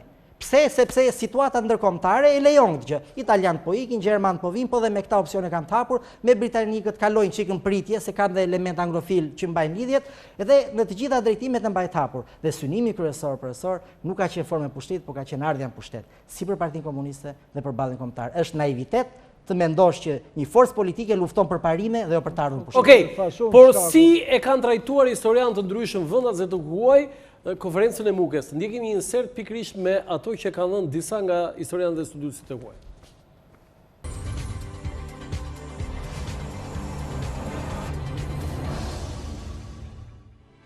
Deklarata për konferencën e Mukjes. Nikola Pano, historian shqiptaro-amerikan. Enver Hoxha dhe Komiteti Qendror i Partisë Komuniste Shqiptare ishin të gatshëm të pranonin marrëveshjen, por u penguan nga Svetozar Vukomanović Tempo, ambasadori shëtitës i Titos në Ballkan, i cili kishte rastisur gjatë kësaj periudhe në Shqipëri. Bern Fischer, historian nga Shtetet e Bashkuara të Amerikës. Qëndrimi i Enver Hoxhës për marrëveshjen e Mukjes i leverdiste ballit kombëtar dhe veç kësaj sillte edhe një farë kapitali politik. Fundja, balli kombëtar nuk mund të mbahej kështu përgjegjës për prishjen e marrëveshjes. Enver Hoxha, sekretari i Komitetit Qendror të Partisë Komuniste të Shqipërisë. Mukjen e morëm për një gjë formale, ku do të venim më tepër t'i thoshim të 4 të vërtetat në fytyrë ballit dhe të lanim duart para popullit për veprimet që do të bënim më vonë. Harry Fulz, drejtori i Institutit Amerikan në Tiranë. Balli kombëtar ndoshta kërkonte ndonjë arsye për të prishur marrëveshjen, kur u bë qartë se mund të kishte një shans për të punuar me gjermanët. Për këtë arsye, qëndrimi i Hoxhës i leverdiste ballit kombëtar dhe veç kësaj i sillte edhe një farë kapitali politik. Reginald Hibert, oficeri i shërbimit sekret anglez në Shqipëri. Grisja e marrëveshjes së Mukjes nga Hoxha e bëri të pamundur bashkimin dhe ishte kambana e luftës civile. Kjo ishte pika në të cilën lufta civile, ndërmjet Frontit Nacional Çlirimtar dhe ballit kombëtar, u bë e sigurt dhe e pakthyeshme.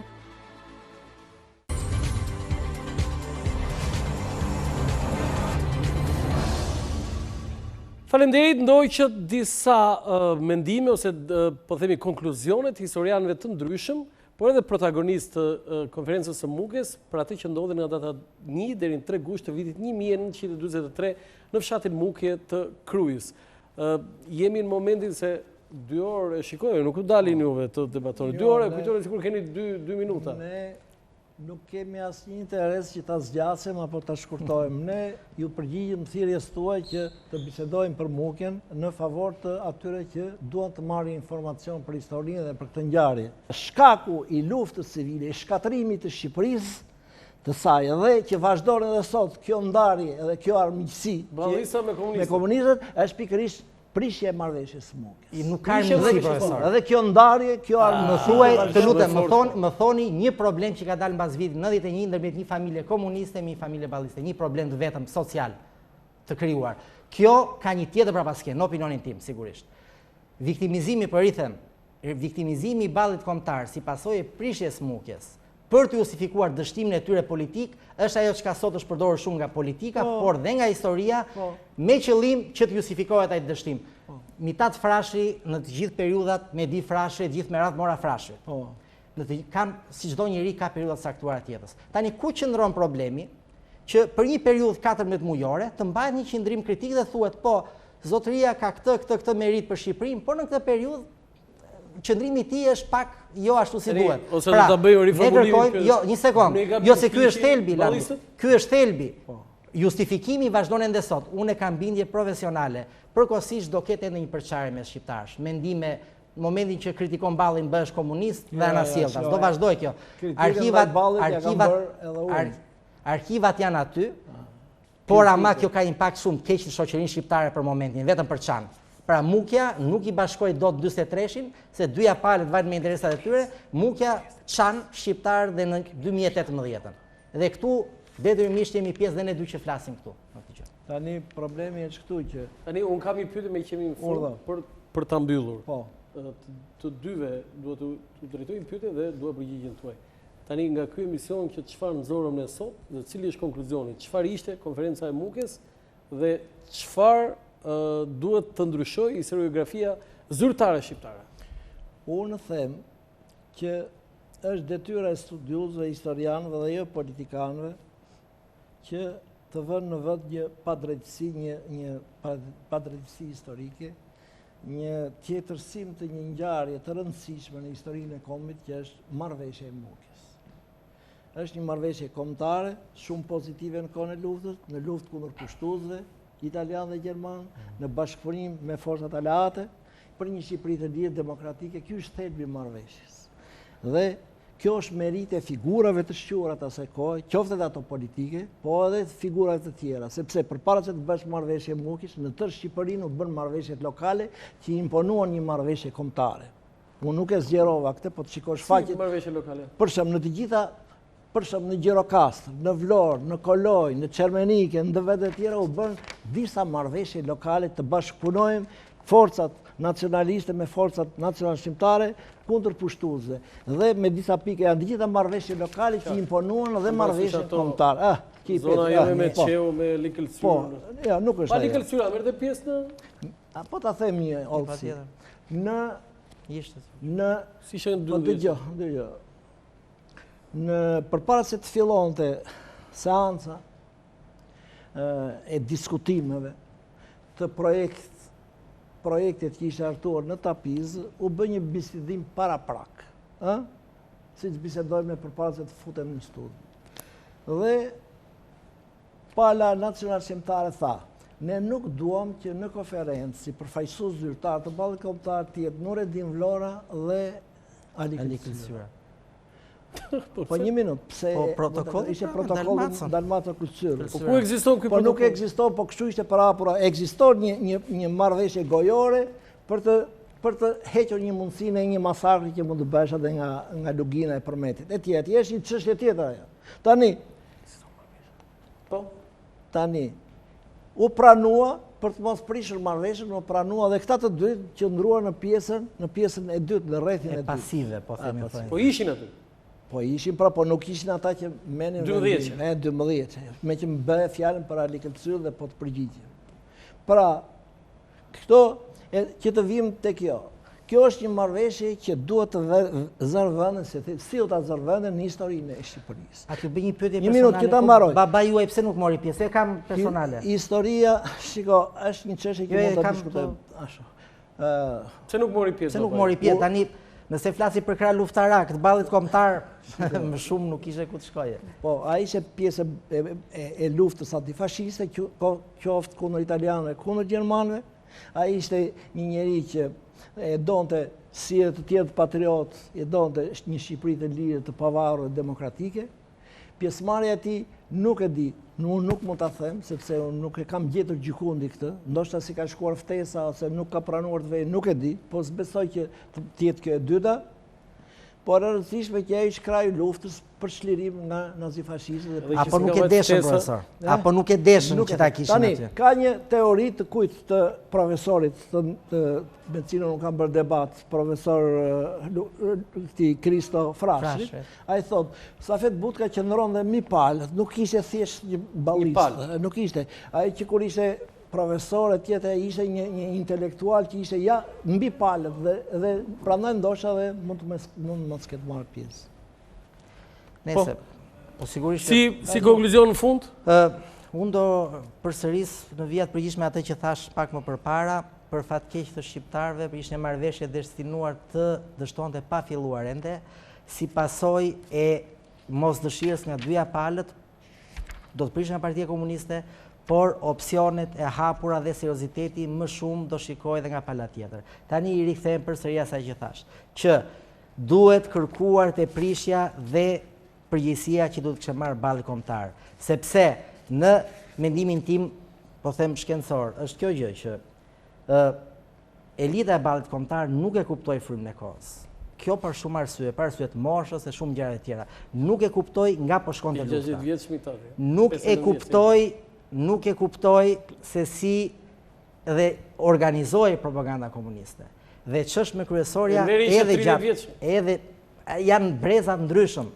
Nuk ishin te kaluar nga koha me gjithë të mirat që kishin bërë për Shqipërinë, por nga ana tjetër nuk e kuptuan dhe sigurisht vazhduan përsëri të bënin atë gjë të qetë. Kemi ardhur në fund të emisionit.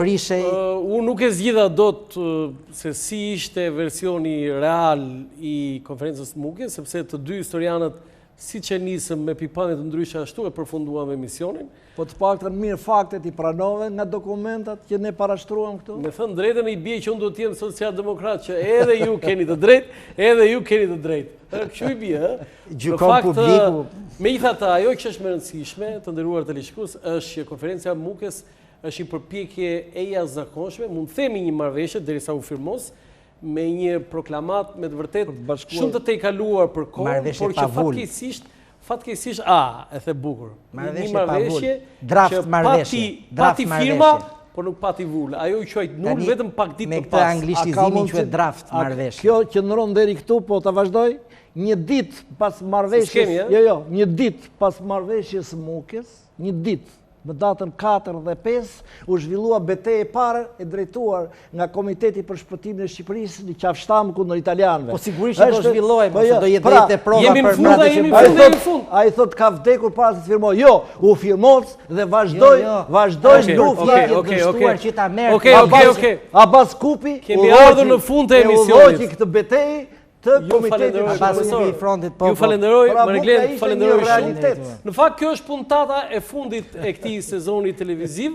Unë falenderoj të gjithë bashkëpunëtorët e mi, gjithë ata që ndihmuan dhe bashkëpunuan për realizimin e gjithë të emisionit për këtë sezon kaq të gjatë, lista shumë e gjatë dhe unë nuk po i përmend të gjithë. Në fakt, sot doja të bëja një përkujtimore për ndarjen nga jeta të Luan Ajdaragës, i cili ka qenë dhe ai pjesë e emisionit dhe një politikan shumë i njohur dhe shpreh ngushëllime familjes e gjithë atyre që kanë qenë bashkëpunëtorë të tij. Besoj edhe ju zoti Kasmi dhe ju e keni njohur, keni qenë në kuvend dhe kolegë dhe ka qenë një njerëz që në politikë ndite gjithmonë vinë mes. Okej.